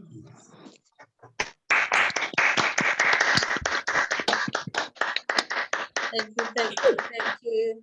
I'm gonna mute everyone while we call Candy Campbell. Candy Campbell, where are you, Candy? There you are. Unmute and spotlight. I don't think I can spotlight you. Oh, I can now. Let's see. Hi, everyone. Wow. Oh my gosh, I'm so grateful to be here, and just listening to everyone, it's been fantastic. So lots of love, lots of appreciation, and I'm just in awe of all the words that I've heard today. You're all brilliant. So yeah, today I just wanted to first of all say happy Pride to everyone. And within the UK, we celebrate Black Pride. So happy Black Pride to everyone within the BAME community, our allies, our friends, and, you know, just to everyone in the entire universe and everyone here at Poetry LGBT. First things first, I'm going to ask everyone to do something for me, and it's going to help me, and it's also going to help you.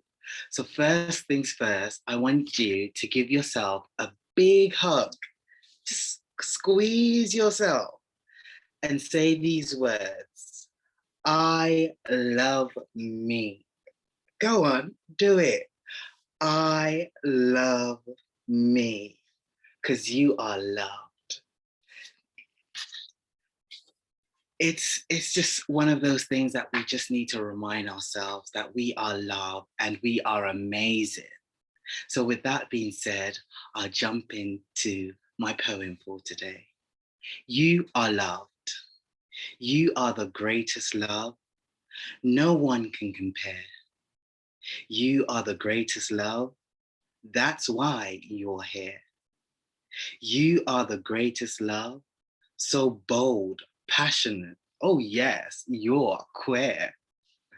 You are the greatest love. Never despair. You are the greatest love that is always here. So warm, wonderful, and infinite. Yes, my dear. You are the greatest love, boundless, magical.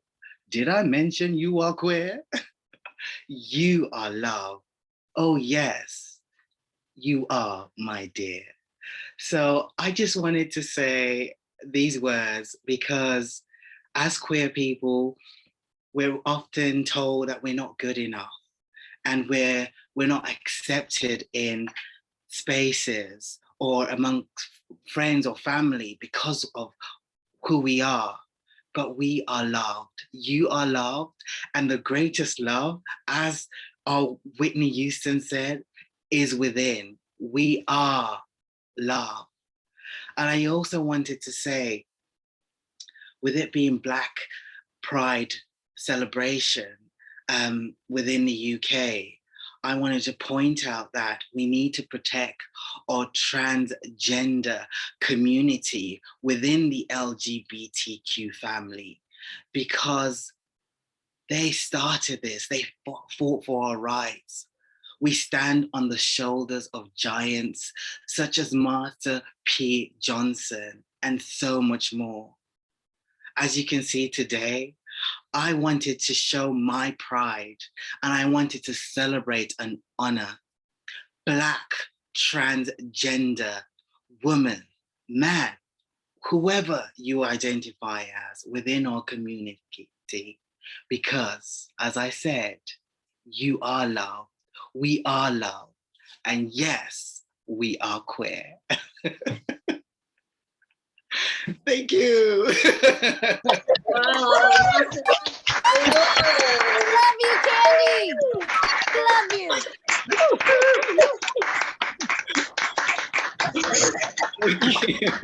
Wow. Wow, Candy Campbell. I can see why you're called Candy now, because you look good enough sexy. Where can we find you? You can find me on Instagram. I am your current reigning Miss Drag UK first runner-up. And I just wanted to say, you know, just a massive love and support to everyone out there. Just remind yourself daily that you are loved. You don't need to hear it from anyone else but yourself. Look in the mirror and remind yourself you are loved. You are here for a reason. And, you know, you're queer. So go out there and celebrate it.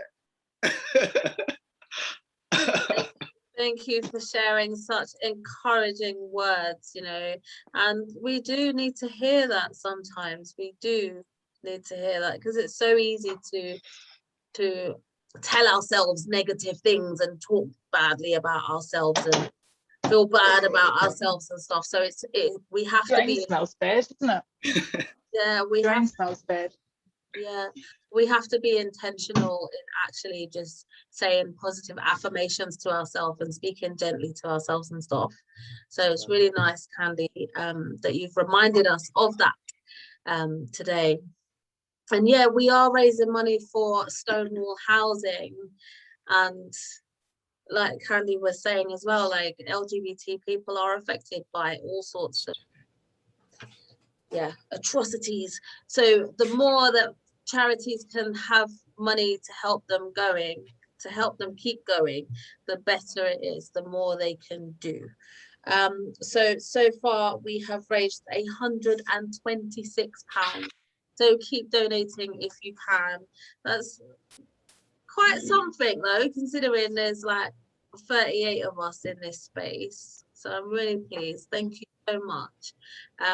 We will round that up to the nearest £100, but please do keep the donations coming in. I'm going to mute everyone now while I call Al to the virtual screen. Al. Hi. Hi. Excuse me. Yeah, hello. So these are some short poems that I've written recently, and they all seem to be about words and writing. So the first one is called Finding the Words. Questions quicken, replies ripple, laughter lurches, words spatter on the surface, while below meanings flutter and form, sometimes creating brief and indistinct patterns that then vanish the way they came, other times becoming clearer as they reach the edge of awareness, or jumping into mind fully formed. Finding the words for the things that are hidden is not an effort of mind or a concentration of craft. It relies on opening the channels from the depths to where the place of words waits. The time between a stirring and a shifting in the depth, and an image or a sentence able to be formulated and shared on the surface, is anything between the opening of an instant and the gradual unfurling of a lifetime. And this one, I'd been having a conversation online with a very old friend of mine who was refusing to acknowledge that I now have non-binary gender and was refusing to use the words. And I wrote this poem called Yes, Words Matter. You are part of my past, embedded in my life through shared laughter, tears, terror, anger, and community.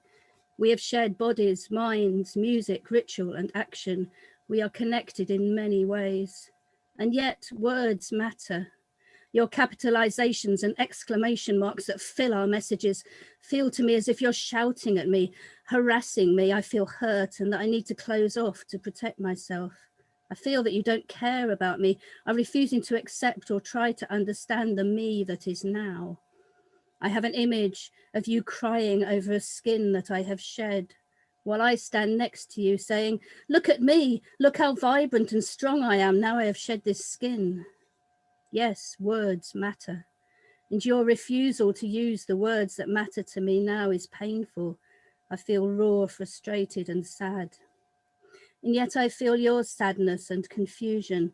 I feel the place where you experience my declaration of my new self as a desire to force you into something that feels wrong to you. I sit with this contradiction, with the clash of beliefs and the words that don't match, aware of both our pain. Yes, words matter, but under the words are things that matter more, memory and energy and care and love. But the words are not just words. They are symbols of what lies beneath. They are my tender attempt to express my deepest truth. My depths feel swamped by these storms of pain, of reaction and confusion, of loss and fear of loss. Yes, words matter, and I cannot find the words that will bridge this tempestuous chasm. And then this last one I wrote around summer solstice, and it's called Stuck or Still. Today, shaky and tired, what is happening now? Is it my body adjusting, or my emotions processing, or my soul needing rest? I want to write, but what is it I want to write? I have so many things to say, and yet I can't seem to find any words. Is there new knowledge coming up from the depths? I am picking up things that I don't have words for. I'm on some new journey, but do I need to finish the old one first? I'm taking time to rest, and yet I can't get comfortable. I'm moving and dancing on the inside. I want to walk and run, but my leg says no. There are so many parts of me. This is the height of the summer, and yet it is cold and raining. There is a need to process what has been, and yet I can feel the energy of the new rising up with such strength. It is like two rivers meeting, and neither can go anywhere. I'm finding it hard to connect with you because of all the unspoken layers that I perceive in you and that I'm grappling within me. There seem no words that will explain all this, only a sense of stuckness. But if this is the time of sun still, is that the same as being stuck or something completely different? This feels like a time to celebrate, to look back on all that has been achieved and moved through, and yet I feel myself struggling to move forwards into the new, like a chick struggling to free itself from its shell. Clearing is clearly necessary. I want to get to a place of stillness, to the 0 point, and wait there for the impulse to move again. But the impulses are like waves overlapping each other as they move towards and away.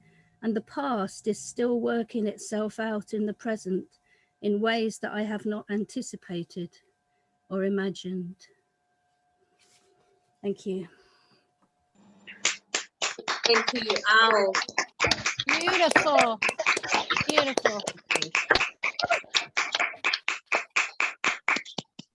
Thank you, Al. Where can we find you? Well, you can find me in my book, which is Queer Deity Sacred Slut. And I'll put the website link and my Facebook name in the chat. Thank you so much for sharing. Please put those details in the chat. Can we get another massive round of applause for Al, please? Ow!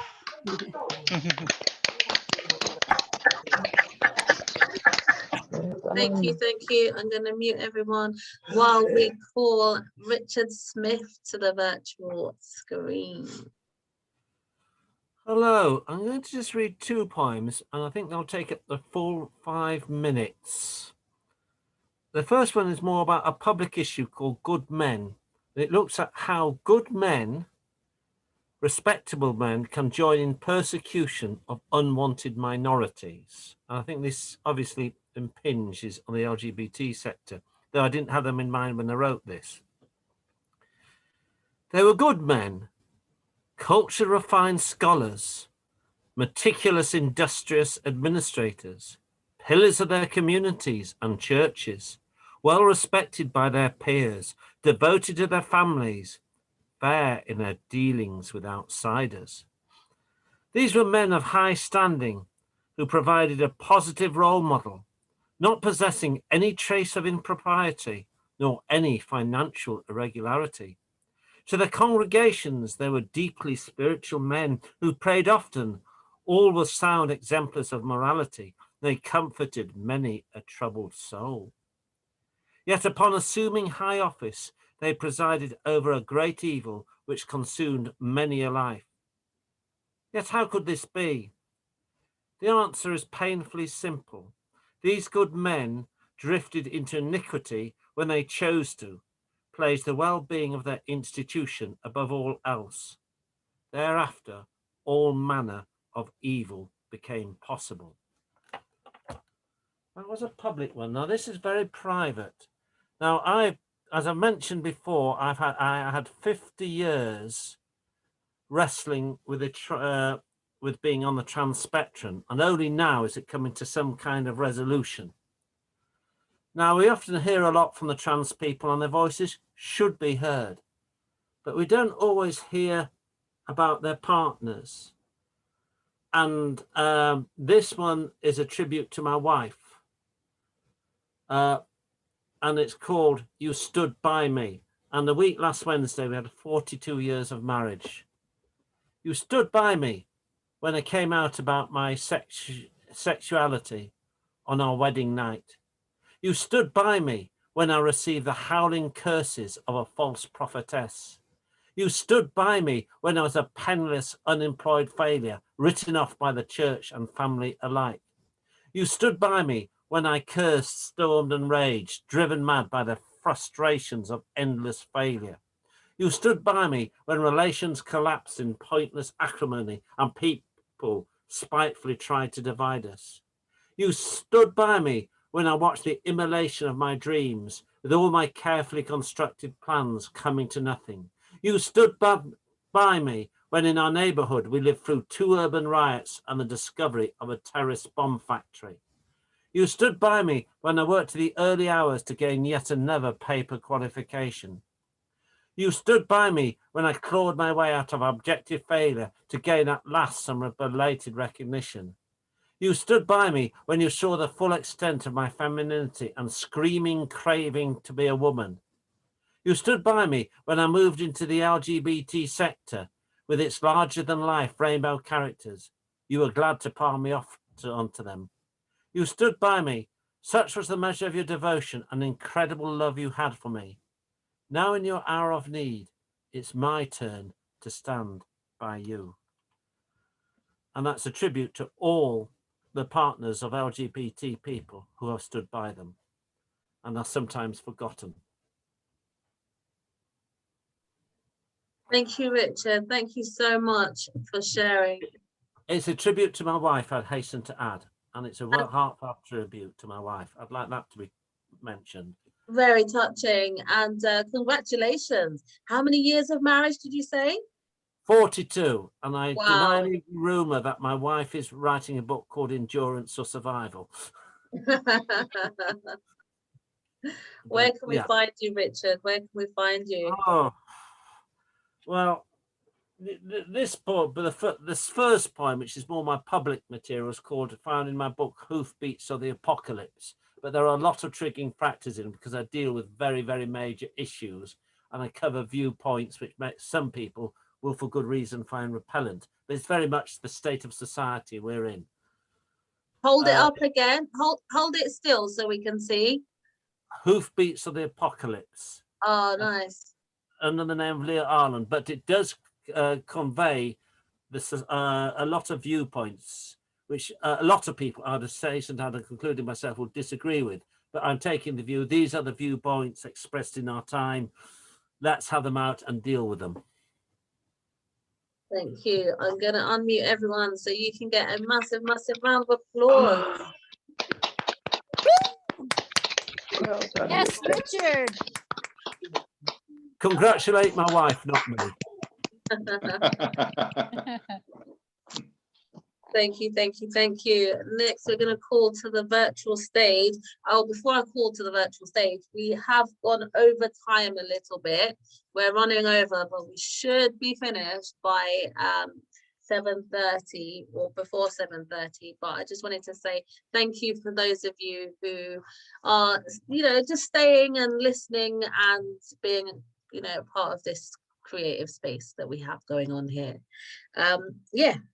Yvonne, you got. Yeah, hi, thank you. My first one is called Inspiration, and it was written last year.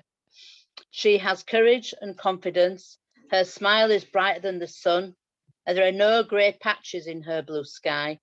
She looks for the spark of goodness in everyone, and her tongue speaks no ill of another. She walks with poise and elegance, and her words are gentle and soothing in this broken world, and she wears her colours with pride.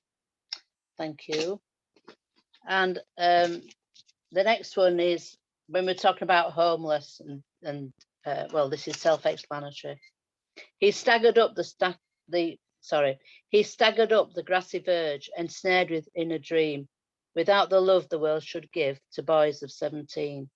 I turned away, afraid to see the poison flood his vein. Of no abode, bedraggled, cold, he shivered in the rain.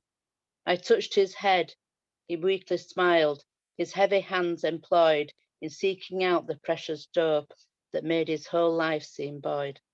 What can we do to stop this hell? To catch before they fall? Why do we still refuse to see the writing on the wall? He died upon that grassy verge, ensnared within a dream, without the love the world should give to boys of 17. And this last one is also, it's like a trigger warning. It's about suicide, and it's about my first husband, and it's just called Nigel. As a husband and dad, he was second to none, a caring young man with a huge sense of fun. So why, when it seemed he had so much to give, did the day come he no longer wanted to live? He had a good job, was a Christian too, and believed taking his life was the wrong thing to do. A leader of scouts and reliable friend, a man upon whom he could always depend. Manic depression had plagued him for years. Blood tests and meds only fueled his fears. Support groups were helpful for just a short while, but soon the cracks showed, though he still tried to smile. This man on the edge, so loved by us all, and none of us knew when he started to fall. It was our son who found him, and he was just 22. He was frozen in fear. He didn't know what to do. He took a knife from the drawer, cut his own father down, and sat holding him, crying for such a long time. It's been 16 years since that terrible morning. No reason, no note, so no closure, no warning. His demons engulfed him, and the meds weren't enough, and nothing could save him, not even our love. Thank you very much. Thank you for sharing. Massive round of applause for Yvonne Ugart. Touching. Beautiful. Thank you. Some difficult pieces there. Where can we find you?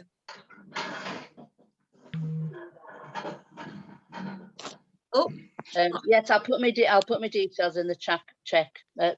Even I'm bringing a children's book out this year. It should be due just before summer, when the children break up. I work in a school, and the children in school have actually illustrated it, which is really exciting. I'll put some details on in the chat. So that's really good. But thank you very much. Everybody's been amazing tonight. Thank you very much for all supporting everybody and doing this as well, Adrina. It's been brilliant. Thank you. Thank you, Yvonne. Yeah, thank you so much for sharing. That's exciting, isn't it? Exciting to hear about the book. Please do put the details in the chat and let us know. Come back next time when you can talk about it as well. You can. Yes, I will, definitely. Yeah.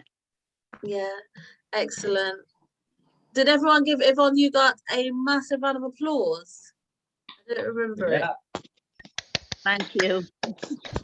Thank you. Damien D2. Damien D2, where are you? There you are. Unmute. I thought it was unmuted, begging your pardon, not to worry about that. I've had to move position because my battery was running flat. I'm working off a phone here, not a laptop.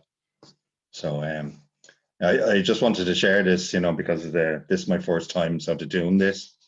And, you know, listening to everybody in the room, it's absolutely extremely touching, like, you know, because I always term like with like, and there's a huge amount of identification in all the readings here tonight. And there's a quote that I picked up a few months ago: if only our eyes saw souls instead of bodies, how different our ideas on beauty would be, you know. So I just wanted to quote that, and it's a powerful quote. And I'll go into some of the readings. Like, I hadn't got a set plan, so I was listening to the actual group with everybody sharing, so I picked a few, and I'll try and walk in the 5 minutes with the poems. I'm trying to get 4 in, so I'll start with this one. It's called Masks. How you are found out for being the other self, always hiding and putting things under the shelf. All the productions begin to pile up in threes until it gets around and the people begin to see you are not really who you are meant to be. Looking like a neat and well-made bed, the weighty duvet covering all the secrets ahead. Then stripped down for a change and having to adjust and rearrange. The mental sweat and the sleepless nights, trying to keep it all in your sights. The darkness and weight begin to engulf, having no weight, no way out, just about had enough. Need to loosen the noose and lighten the load and get back onto the road and to behold and opening the curtains so you are able to see, let the mask drop off and begin to agree that honesty always works and will set you free. That was 1. So number 2 would be 4 letters.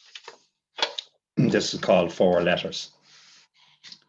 To stammer, stutter, utter a word to anyone outside in the big wide world. Use the mirror, a trial run with no one. Find the alter ego and then you are done.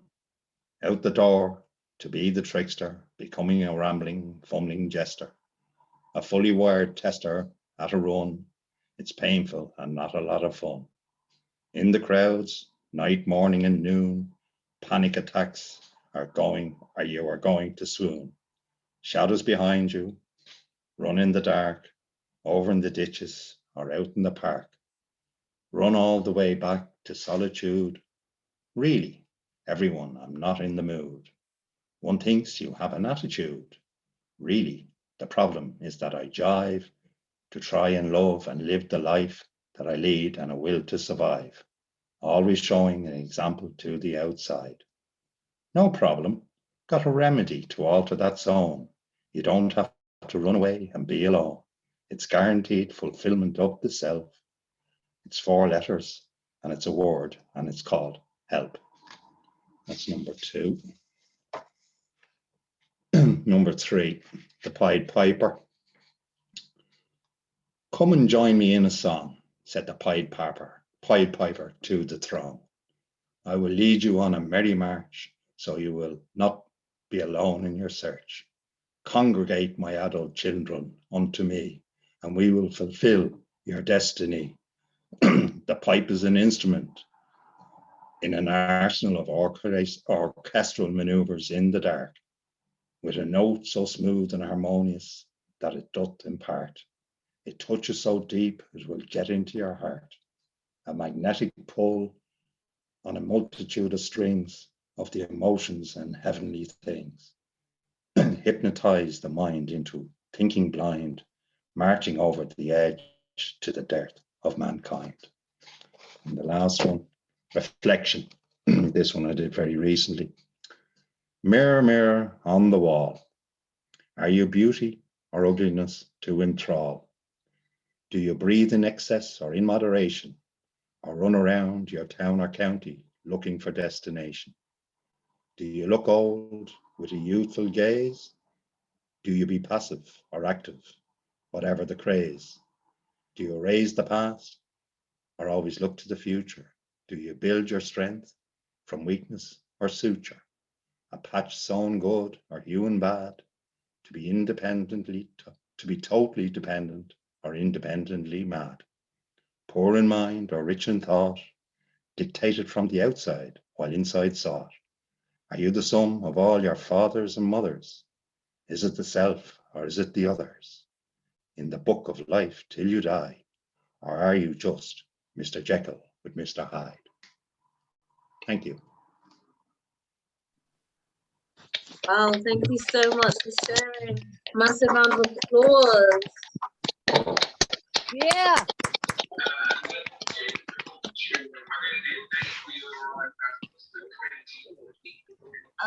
Who's that?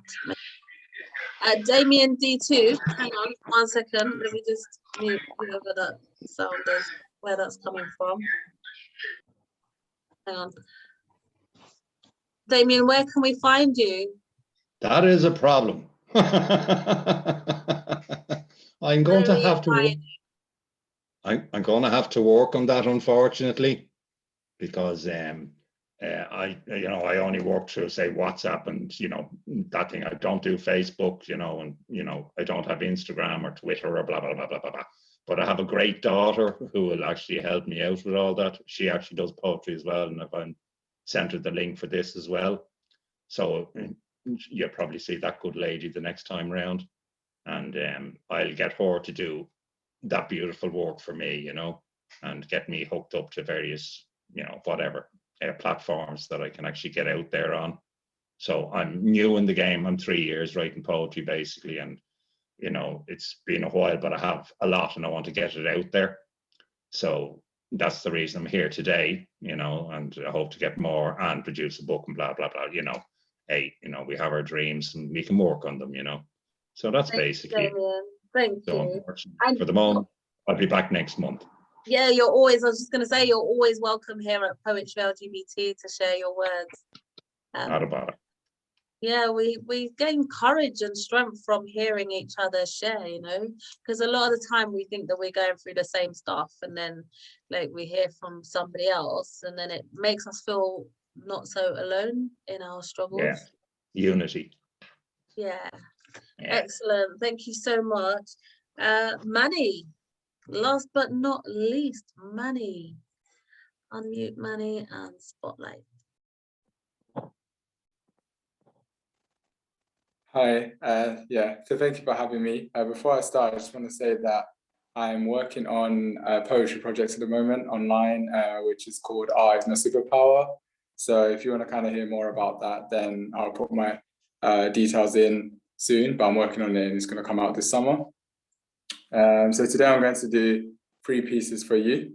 The first piece is called My Hair is My Crown. For years, I've been told that my hair was ugly, bad, unattractive. But the truth is, my hair is unique, strong, and so special. This hair sits on my head like an ancient golden throne. The way it looks up to greet the sun, the way it stands up against hate. I love how my crown observes the whole world, never judging anyone else's crown and just getting on with life. My crown has had negativity thrown at it for such a long time. But my hair equals power. My hair equals beauty. My hair is mine. My hair is mine. My hair is my crown. I'm going to let my hair rise up while I let all my worries run down.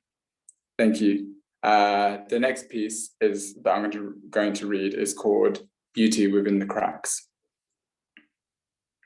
Cracks, to let the light out. Find that spark in your soul and let the light glow out of you. Let your light inside flow out. like an erupting volcano, igniting up the world. Now, your beautiful palace is lit up. We gradually begin to let what society says is perfect strip away. Kiss those beautiful scars, because you're unique.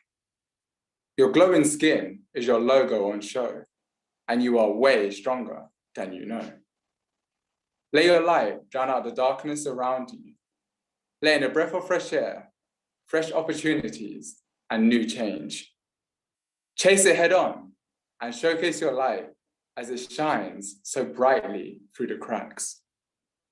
Rainbow reflections of many years to come, and glowing mirrors showing the person you have become. You are a shining example of someone who's seen so much darkness, but made it through. Thank you. And for my final piece, it is called Body Talks / My Canvas. Your body, the blank canvas it once was, from stretch marks to muffin tops, tattoos to piercings, everything, oh, so beautiful. Sometimes you're happy with it, sometimes you're not. One thing is though, this is your body for life. You can modify it, you can work on it, but the most important thing is loving it. Easy for some, but not for others. Your body is a work of art and will take you to the grave. So enjoy that cake, get that tattoo, and please, don't worry. Your body is your canvas. My body is a canvas, a symbolic symbol of struggles and hardships. Acknowledged with the brain above my lips, venturing on beyond just my hips. These bodies have done us nothing but good, cried tears for every time we compare them to another, and wrap their arms around us while everything else feels distant. Your body is your home, so treat it with love and respect. Yes, my body talks, and this is my canvas. Thank you. Wow, what a fantastic way to end Poetry LGBT. Can we give Manny a massive, massive round of applause, please? Woo! Gorgeous. Manny, where can we find you? You can find me on Instagram at Manny_Harmony11 or Manny_the_creator11. Thank you very much. Thank you, Manny. Please put those details in the chat. What a fantastic event it's been. I love this space, you know, 6 years monthly. It's commitment, but it feels like the highlight of my month, really. Yes. Poetry LGBT. I love it here. Love it, love it, love it. Right, unmute yourselves, yeah, because I'm going to read out everyone who has shared their words with us today. Some of them have left, but it's okay because we'll still celebrate and clap for them. So as soon as I finish with Manny, please make as much noise as you can. If you can't make noise, use your what do you call it? Emojis, reactions. Reactions. There you go. Like a heart emoji, like so. Right, so far this evening, well, not so far because we have come to the end, but this evening at Poetry LGBT on the 4th of July, we have heard from Jazz Poetics, George, Sam, Chris Tate, Ron McIntyre, Maisie, Molly, Hannah Hutzpah, Paul Pablo Rouge Leper, Christy Kirby, Claire Lineker from Stonewall Housing, Kirsty Taylor, Jay Rosanna, Cleo Lowe, Candy Campbell, Al, Richard Smith, Yvonne Ugart, Damien D2, and Manny. Can we give them all a massive, massive round of applause, please?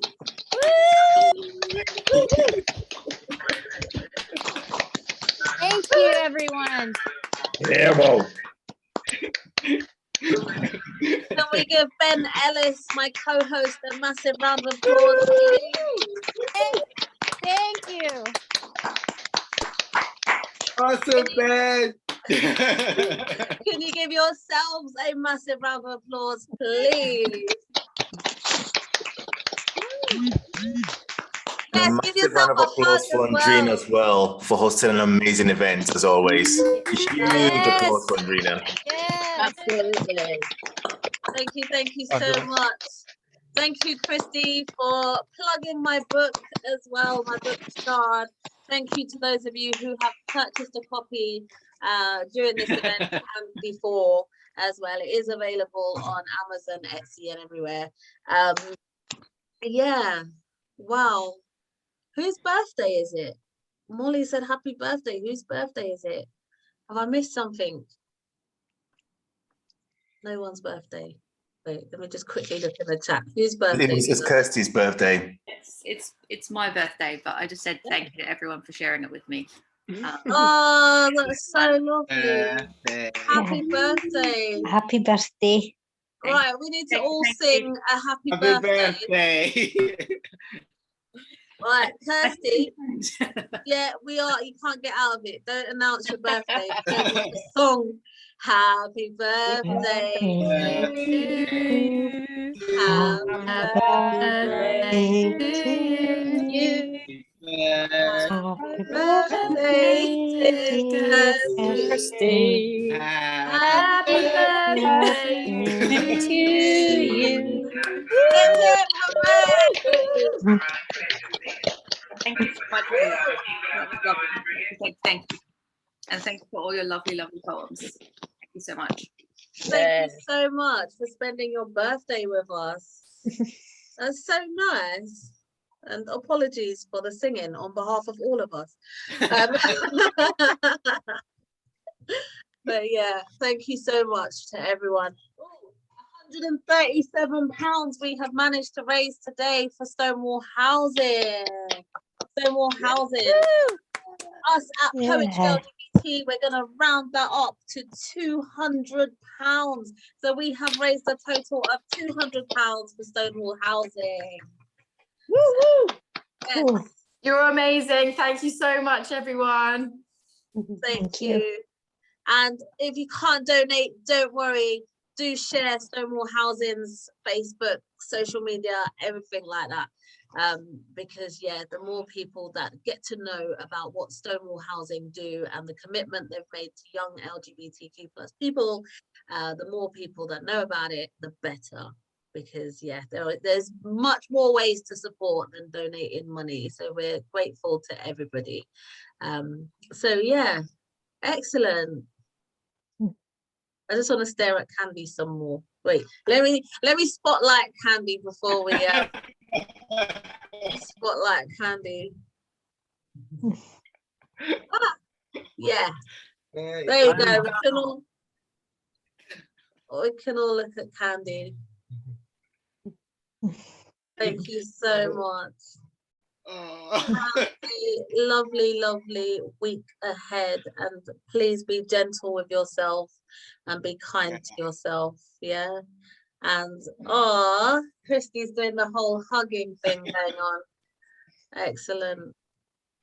Do you know as well? Yeah, I love that hugging thing. I learned in therapy, before you go, because I could chat for England, right? I learned in therapy, right, that another way you can give and receive love to yourself is to go like this. So like you're stroking your hands yourself. So you're giving yourself love and you're receiving love at the same time. And apparently that's just meant to give you comfort. And it's something that you can do if you feel anxious. You can do it to yourself under the desk or something. Yeah, it's nice. Might look a bit weird, but yeah, just do it, Oh, that's so lovely. The next Poetry LGBT is going to be on the first Sunday of August, which is 1st of August. Is it the 1st of August, Ben? Yep, the very first. 1st of August. So yeah, we'll see you then. Ben's on it. Ben is on it, yes, my wonderful co-host. As always. Oh yes, my other right-hand person behind me, my partner in crime, Jermaine, just reminded me as well that I do have another event called Adult Survivors Open Mic, and it's on the second Sunday of every month, which means it's next week Sunday. Details can be found on Instagram and Eventbrite at Adult Survivors Open Mic. So if you have anything to share, you've survived anything in life, which we all have, because none of us have gotten this far without any trauma or anything. Yeah, share it with us in a kind and compassionate and supportive space. It's called Adult Survivors Open Mic, and it's on the second Sunday of every month from 5 till 7 o'clock UK time. So yes, take care, have a lovely week ahead, and we'll see you next time. Thanks very much. Bye. Thanks very much. Bye, everyone. Bye.